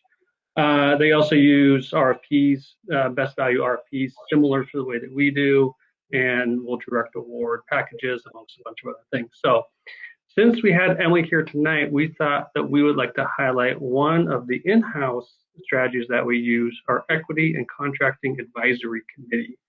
So Emily, do you mind just giving a quick summary of what that committee is and how we utilize them? Sure. So we, in purchasing and contracting, formed the Equity and Contracting Advisory Committee back in early 2015. And we've had most of the same members staying with us all that time. They're purely volunteers. And the members are minority-owned business owners, women business owners, as well as advocates. And then we bring PPS staff in as well. And we seek their advice really on our program implementation and our business equity outcomes. We share data with them and meet with them approximately quarterly. I have you can see in the presentation a list of our owners that have been with us. I'm sorry, not owner, well, they are business owners primarily, who have been with us the longest and have been really valuable in providing us advice as we sort of seek to improve our efforts and improve our numbers over time. Looks like there's a question. Greg, you have a question. Yeah, I was just curious. You said the advisory committee identifies barriers. And I was just wondering if you could give me a couple of barriers that they've identified for you. So let me think of some good, so barriers to small businesses that want to do work with us. They've raised the issue on many occasions that it's very hard for small businesses to compete in a low bid environment. So that would be an example of a barrier. Another barrier could be it can be hard for small businesses to keep track of all the different ways to learn about opportunities out there, particularly because there's a lot of different platforms on which they're advertised. So those are the kind of barriers we talk through. It's certainly they just can have trouble competing when they're competing up against somebody else who's got the economies of scale working for them. So that's a big one. One thing, years ago, it used to be that they couldn't get a bond to do the work. Is that no longer an issue?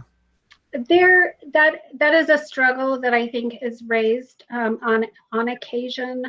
I don't hear that so much from the folks who bid with us, but I don't know if Marina or Dan have any thoughts on that one. It's not something that we hear very frequently anymore. Okay, thank you. Yeah, I'd say to that too. It seems to come up the same way, Greg, that you brought it up. I used to hear it a lot. I don't hear it as much anymore, which I don't know if that means it went away or we just don't hear about it as much. But that's typically how I hear about it. I'm gonna show 4 quick slides on data, and then oh, I'm sorry, Tom, do you have a question? No, that's quite right. Well, keep the meeting moving. You're right to cut me off. I'm going to show 4 quick slides real quick, and then I'll stop talking at you, and we can talk about some data feedback. So this first one here is a slide that illustrates participation year over year since we began reporting in 2013. So the blue bars indicate data that's from our B2G software, which gives us great detail and allows us to isolate reporting and disaggregate the data. The gray bars are pre-B2G data when we're doing it by hand. So we don't have that same level of detailed breakout that we do now. Simple conclusion from this slide is that we were headed in the right direction at the early parts of the program, and as the policy says, we were making incremental improvements, but you can see that in the last 2 fiscal years, we have seen some challenges. So if you'll go to the next slide, Marina, we'll look at a breakdown of that same graph. So here is a comparison of our consultant contracts versus our contractor contracts. Again, it's a simple graph, but we can draw some pretty quick, simple observations or conclusions, high-level conclusions. which is generally consultant services do pretty well, and even in the down years exceed our 18% aspirational goal. So our consultant services, our Division 48, are the blue bars here. And even in the last 2 years where they've been down, they've still been 21 and 21%. And cumulatively over the last 6 years have been over 26%.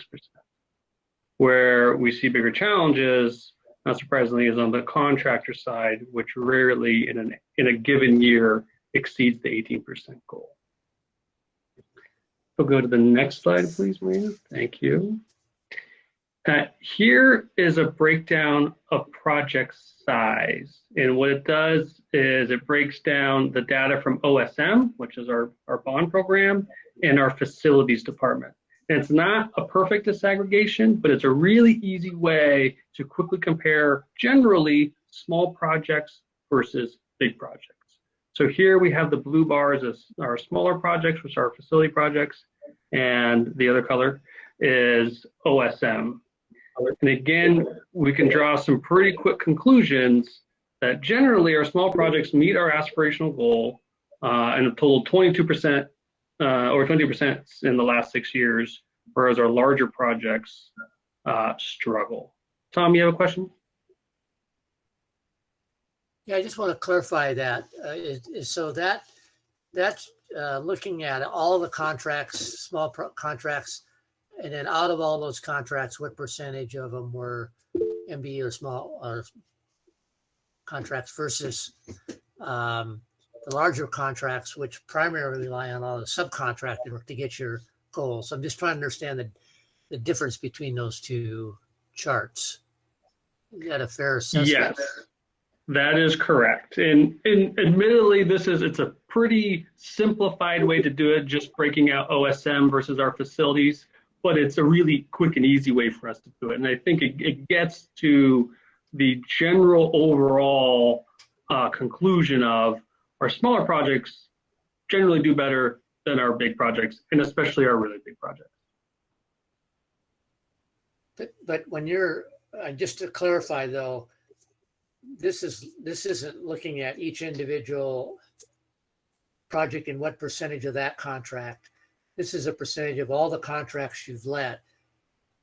I'm trying to understand the difference between what this data means, because it could be interpreted a different way. It could mean you do a lot better job on your small projects of contracting directly with small and emerging businesses than we're able to do on the large contracts. That's what it could mean. And I'm just trying to understand if that if indeed that is the case, or this is a percentage of all the subcontracted work within small projects as well.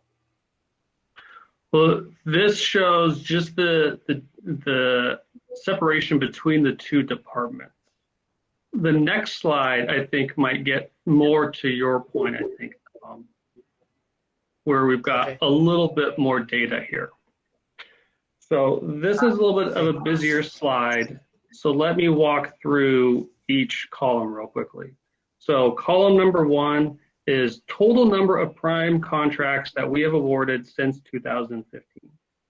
Column 2 is the number of prime contracts that have been awarded to COBIT certified firms. The third column there is the percentage of contracts that have gone to the certified firms. Similar sequence on the next 3 columns, the number of subcontracts, that is total number of subcontracts since 2015, followed by the total number of subcontracts that have gone to certified businesses, and then the percent of certified contracts that have gone to certified subcontracts have gone to certified businesses, followed by total paid to certified firms, and then the percent paid. And that is what we track for certified participation, is percent paid on invoices. There's 2 tables here. The top table is a disaggregation between our facilities department, which again is generally smaller projects, and OSN, which is generally larger, and certainly the really large projects are within OSM. The bottom chart is a disaggregation between our consultant Division 48 contracts and Division 49 are contractor contracts.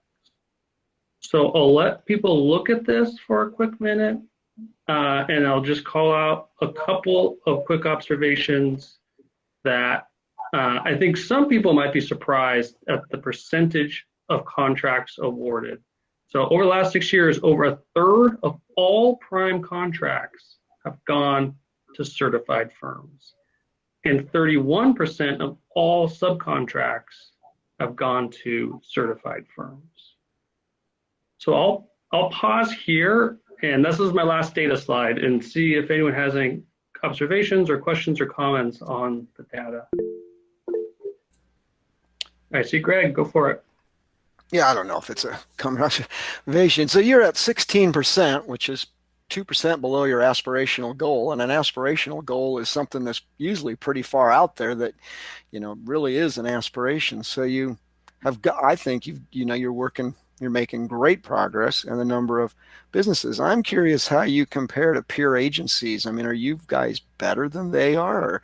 Or how do we compare from a peer point of view, if you even know that? And I also would say you didn't know that the 18% was even a number when you started, that you have no data to back it. So I guess that would also be another peer comparison, is what are other agencies in the same kind of business doing to get not City of Portland or some peer school districts that are doing bond programs. What are your peers doing? Yeah. Well, one of the tasks of the bond performance auditor is to look at some other comparable programs and see if we can do an apples to apples comparison. I think, Marina, jump in here. I think what they're going to find is it's really, really hard to compare apples to apples. A lot of programs really operate very differently. Many exclude certain scopes that they know are difficult to achieve. One, I think Emily found out the other day that they only report at the prime level and not at the subcontractor level. Some exclude projects over a certain size. And so it becomes quite the challenge to make it an apples to apples comparison. But that is something that they are trying to tease out, that we can get some information. Marina, does that sound about right? That's about right. I mean, they've looked at a number of different other agencies, both larger and school districts. But as Dan said, each agency has a different way of setting goals. And so if we have a single 18% goal across every project, there may be an agency out there that is setting project-specific goals. There are agencies out there that are setting goals based on the trades. So they know that certain trades don't have good representation. So they're lowering their goals for those trades because they know they're not going to achieve the goals because the representation is not there to begin with. So it is very challenging to do that kind of apples to apples comparison. And I think that's some of the things that we're, sorting through with our performance auditors in terms of how they report out that information. Because we'd like it to be clear to, the agencies that they've talked with and what they've discovered. I'd also add, specifically around school districts in Oregon, we were the first school district to put an equity policy in place. And only very recently, Beaverton and North Clackamas have joined us in that. I'm not aware of any others within Oregon that even have established equity and contracting policies. And my memory is North Clackamas's goals, at least, are significantly below ours. Tom?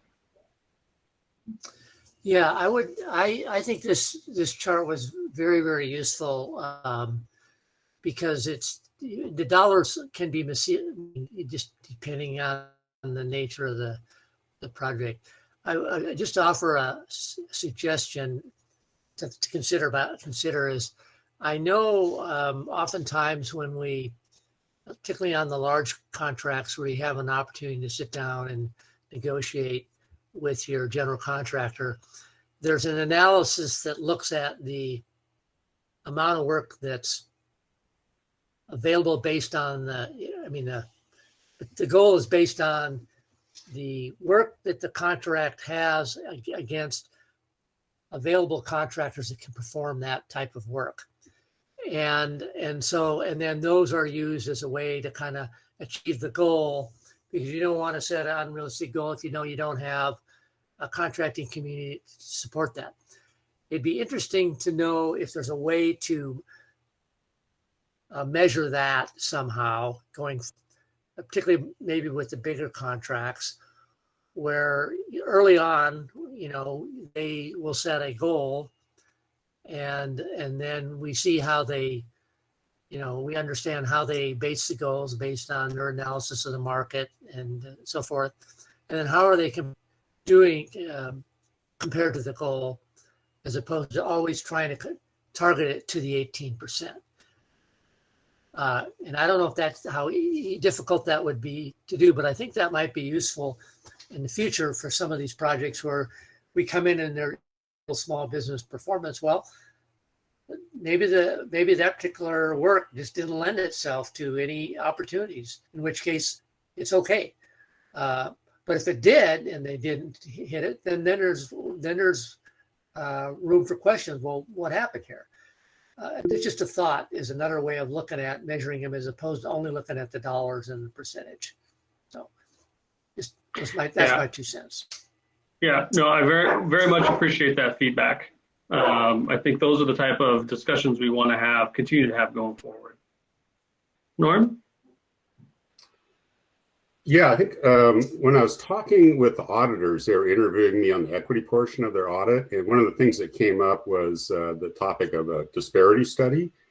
And I don't know if that would be helpful, or the thought that maybe some other Portland agencies had done one, because that kind of gets at how realistic is 18%. And it could be expanded, like Tom was talking about, to actually look at specific trades, because there's things on large projects like foundation piling and shoring where maybe there isn't a viable or any minority contractor or NWESB contractor that's viable.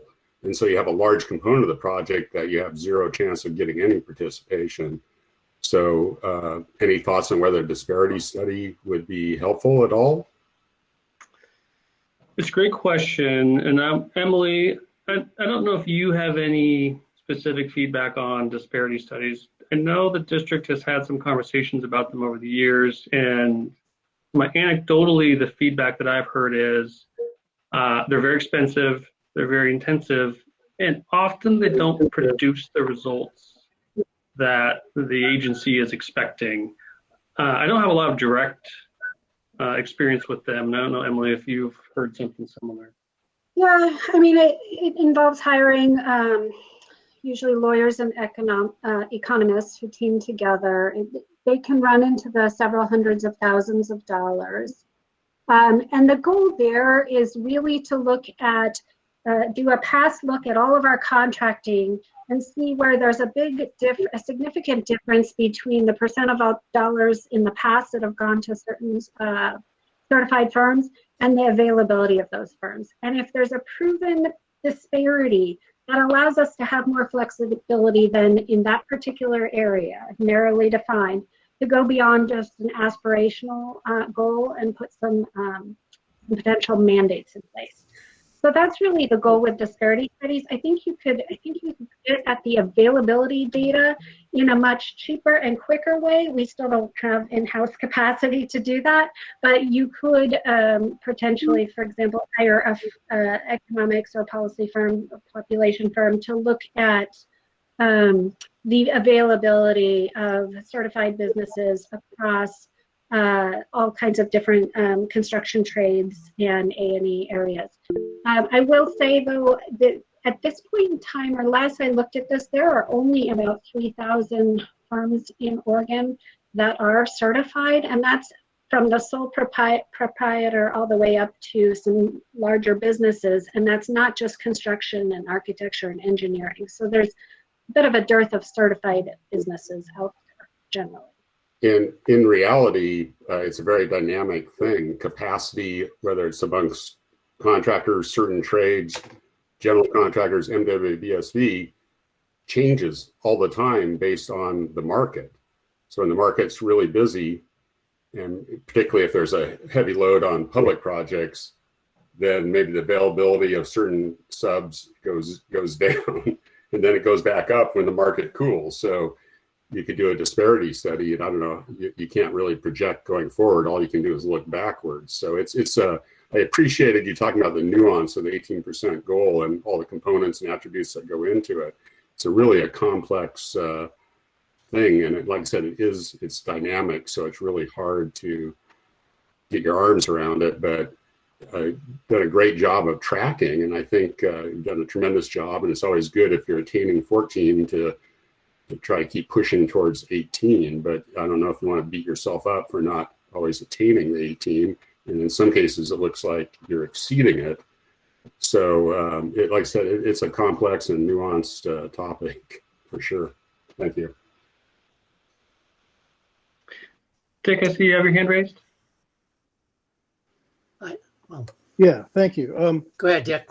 Emily, I'm not sure who you were working with at Beaverton School District around their business equity goals, but I used to be there, as you may know, and we actually had goals that were in place at the beginning of our 2014 bond program. And I just pulled up on a screen the June 2021 report, and the data is very similar, really. And for Beaverton, the metric they chose, and this gets into apples and oranges to some degree, of course, as you pointed out, but the metric they chose to track was based on dollar awards, not numbers of contracts, not invoices and payments, but dollar awards, including capturing subcontract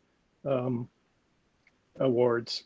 That data came from prime contractors, of course. So as of June of this year, they were reporting 17.9% going to these small firms, dollar amounts on consultants. So 17.9% for consultants, 14.7% for contractors. Yeah, and last I talked, now, of course, with COVID, I don't get to talk to my colleagues quite as much, but last I talked to them over at Beaverton when Mike Matthews was there, they didn't have a tracking software at that time like we do, so they couldn't exactly track things quite in the same way that we do.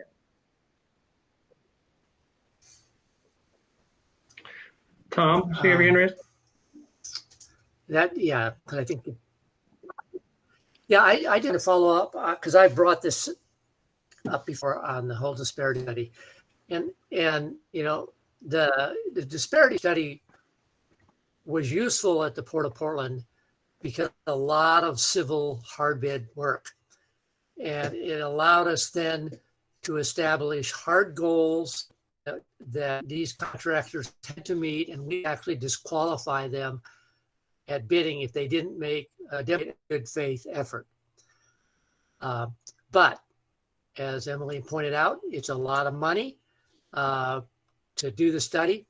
And it really wasn't of much benefit for our big building contracts because you have the ability through a CMDC contract to negotiate and really improve your goals. So, you know, having the benefit of kind of been worked under one of those, I don't know that there would be a benefit to the school district to go to that expense for the few hard bid projects that they bid to set a hard goal. It would just have to recognize that you're just going to have a tougher time meeting any kind of a 18% goal on a hard. But the bulk of the, you know, your work is smaller contracts, which gives you a lot more flexibility, or large CMDC contracts, which you have even more flexibility. So I'm thinking, yes, a disparity study was a good thing for the port. I'm not sure it would be a good thing for the school district. Yeah, I appreciate that. And this is just kind of a summary slide that calls out some of the things we've already said, that generally consultant participation does pretty well. Generally, our small projects do pretty well.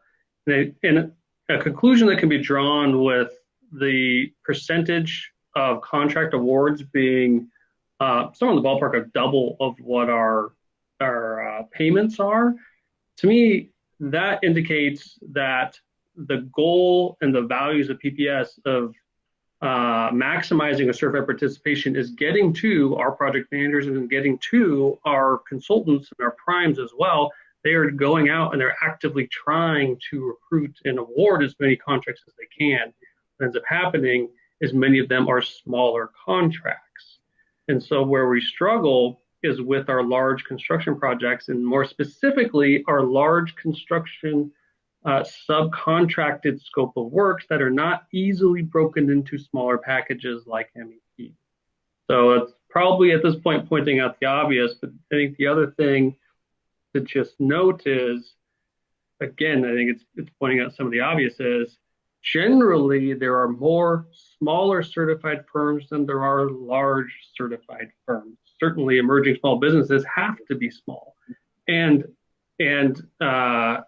firms, there are revenue thresholds that when you exceed a certain revenue amount, you then graduate out of the program, therefore taking out some of those larger contractors. We have some specific or direct experience with some contractors that we used early on in the program, and they were certified and they counted towards our goals. And they're now on current projects, and they've graduated out of the program. They no longer count towards our goals. So that's somewhat anecdotal, but it just shows you the challenges of large projects, especially large scopes that have challenges breaking out those bid packages. Yes, Greg?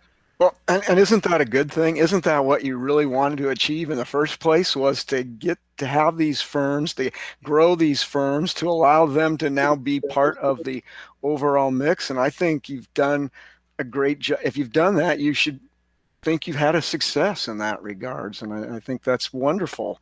And the fact that the 30-year contracts are going to those small firms and 16% is the money, I think frankly, it's impressive. And maybe it isn't to your aspirational goal, but I think you guys have done a great job in doing this. And you've gotten firms that have, in essence, graduated from the program now. Yeah, I appreciate that. Marina, would you mind going to the very last slide and we'll wrap up? I appreciate those comments, Greg. And it goes back to kind of the food for thought topics of the goals that we have now that live within our administrative directive, the aspirational goals, focusing on business ownership. Is that the right goal? And I'm not looking for an answer. This is rhetorical. Is that the right goal, or are there other goals and metrics that maybe better define what our values are as far as our equity goals? And this is just a quick chart that highlights some of the things that are going to be coming up where we're going to be having these conversations more specifically. Certainly the bond performance audit and their recommendations. We're having discussions right now with NAMAC about partnering with them, where they will similarly would give us some recommendations. And then certainly our equity committee, we're continuing to meet with them and take their feedback as well. So I think I'm well over time, Marina. So if there aren't any questions, we'll move on.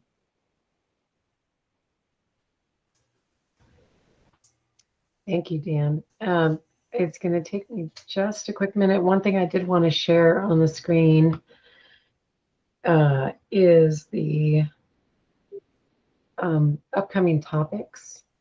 So I'm going to pull that up. It may take me a minute. If you have other things that you want to discuss while I'm pulling that up, I will let Tom lead that discussion. Yeah, I guess for those of you that are left, just a handful of us, are there any key takeaways from tonight's meeting that you would like me to share with the SIBC? Excuse me, I'm going to sneeze. I was thinking tonight it was more informational, primarily to kind of get us up to speed, get us a little bit educated on what the efforts that the school district has been doing on their business equity. So I don't know that I have a lot of strong recommendations that came out of this. But maybe some of the others have something you'd like me to make sure I bring to their attention from tonight's meeting. Anything? No? I'd just like to comment that I was really impressed with all the speakers, whether it was it Dawn, Travis, Mary, and Emily. They just really were just kind of spot on and really engaged. And like I said, I just thought they were great.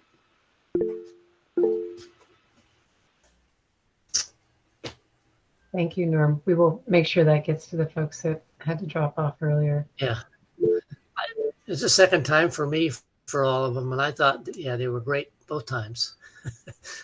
So I watched them present at the SIBC meeting as well, just to kind of get a sense of what these programs were about as we started thinking about our role. Yeah, it's well beyond the areas of many of our expertise. So it's. But it was very interesting nonetheless, and it'll get a more in-depth views of some of the other challenges going on within the district as well. So this Marina brought this up, and this was kind of in response to some feedback that happened after the last meeting about kind of weighing in on the agenda.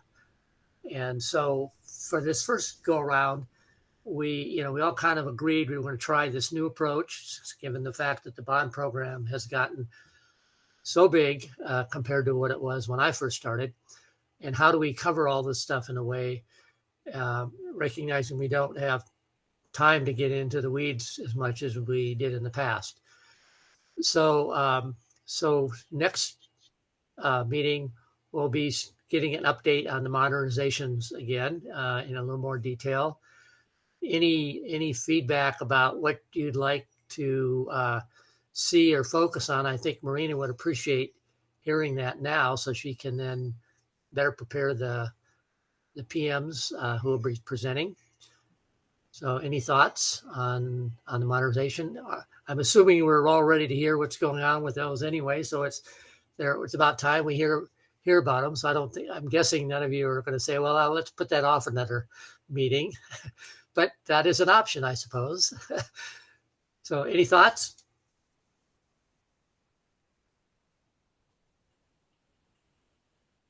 I think everyone's tired. All right. Well, if you think of something, you know how to get a hold of me.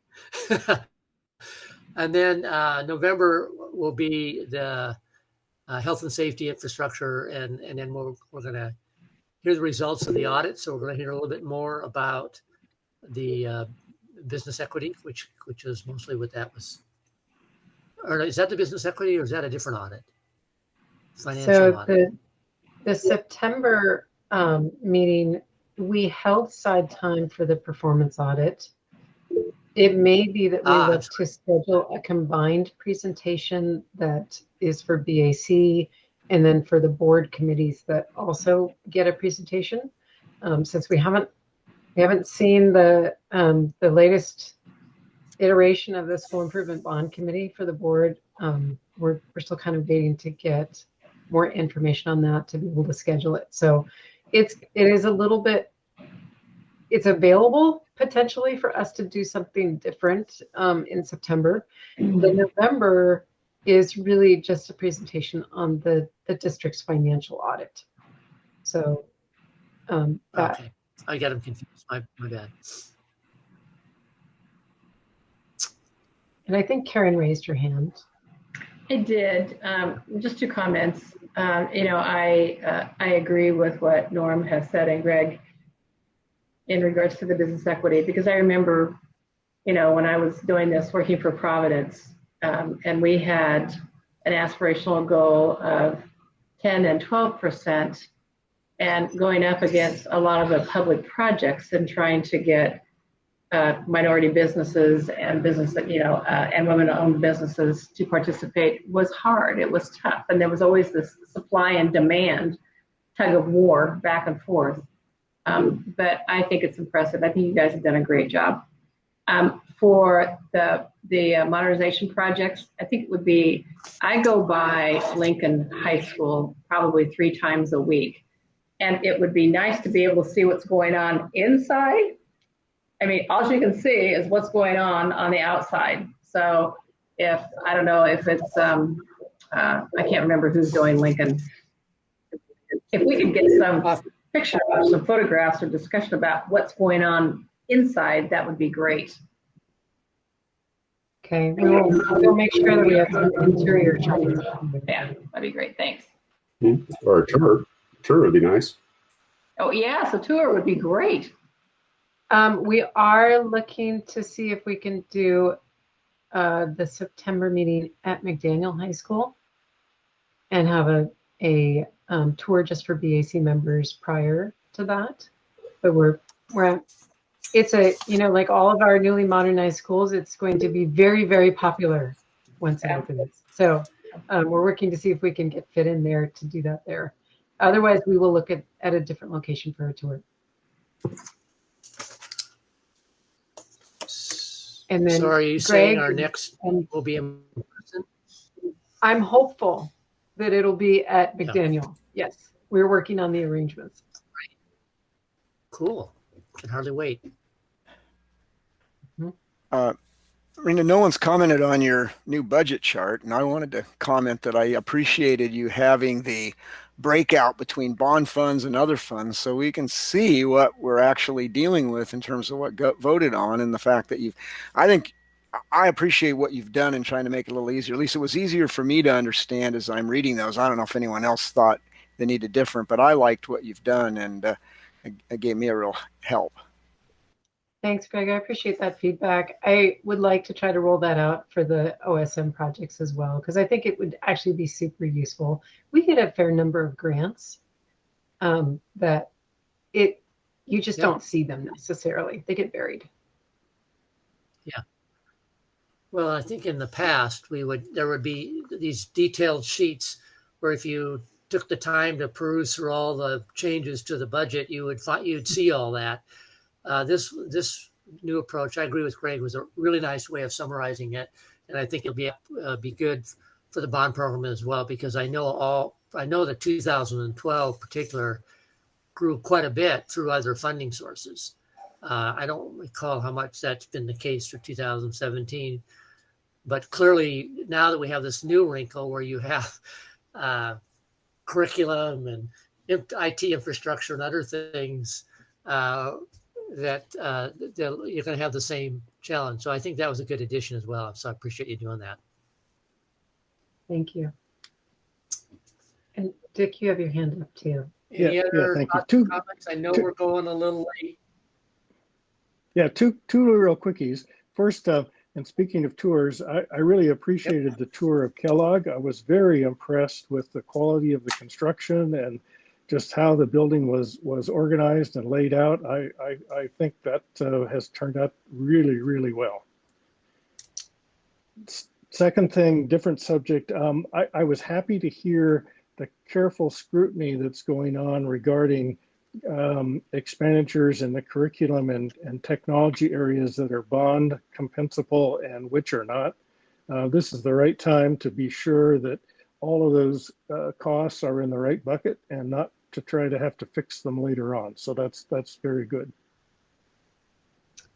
Thank you. We've spent a lot of we meet weekly to review those proposed expenses. Now, maybe if technology and curriculum stopped spending money so quickly, we wouldn't have to meet as often. But the need is there for us to come up with decisions before we put the money out the door. So, thank you.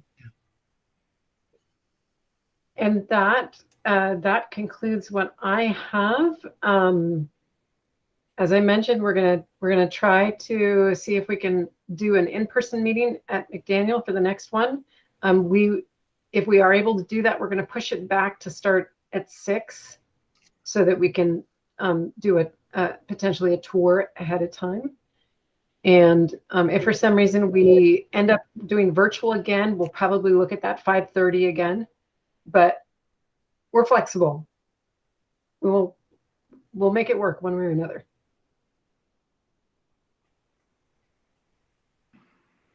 Thank you. Okay, well, thanks for sticking around. I Good evening. appreciate all your comments.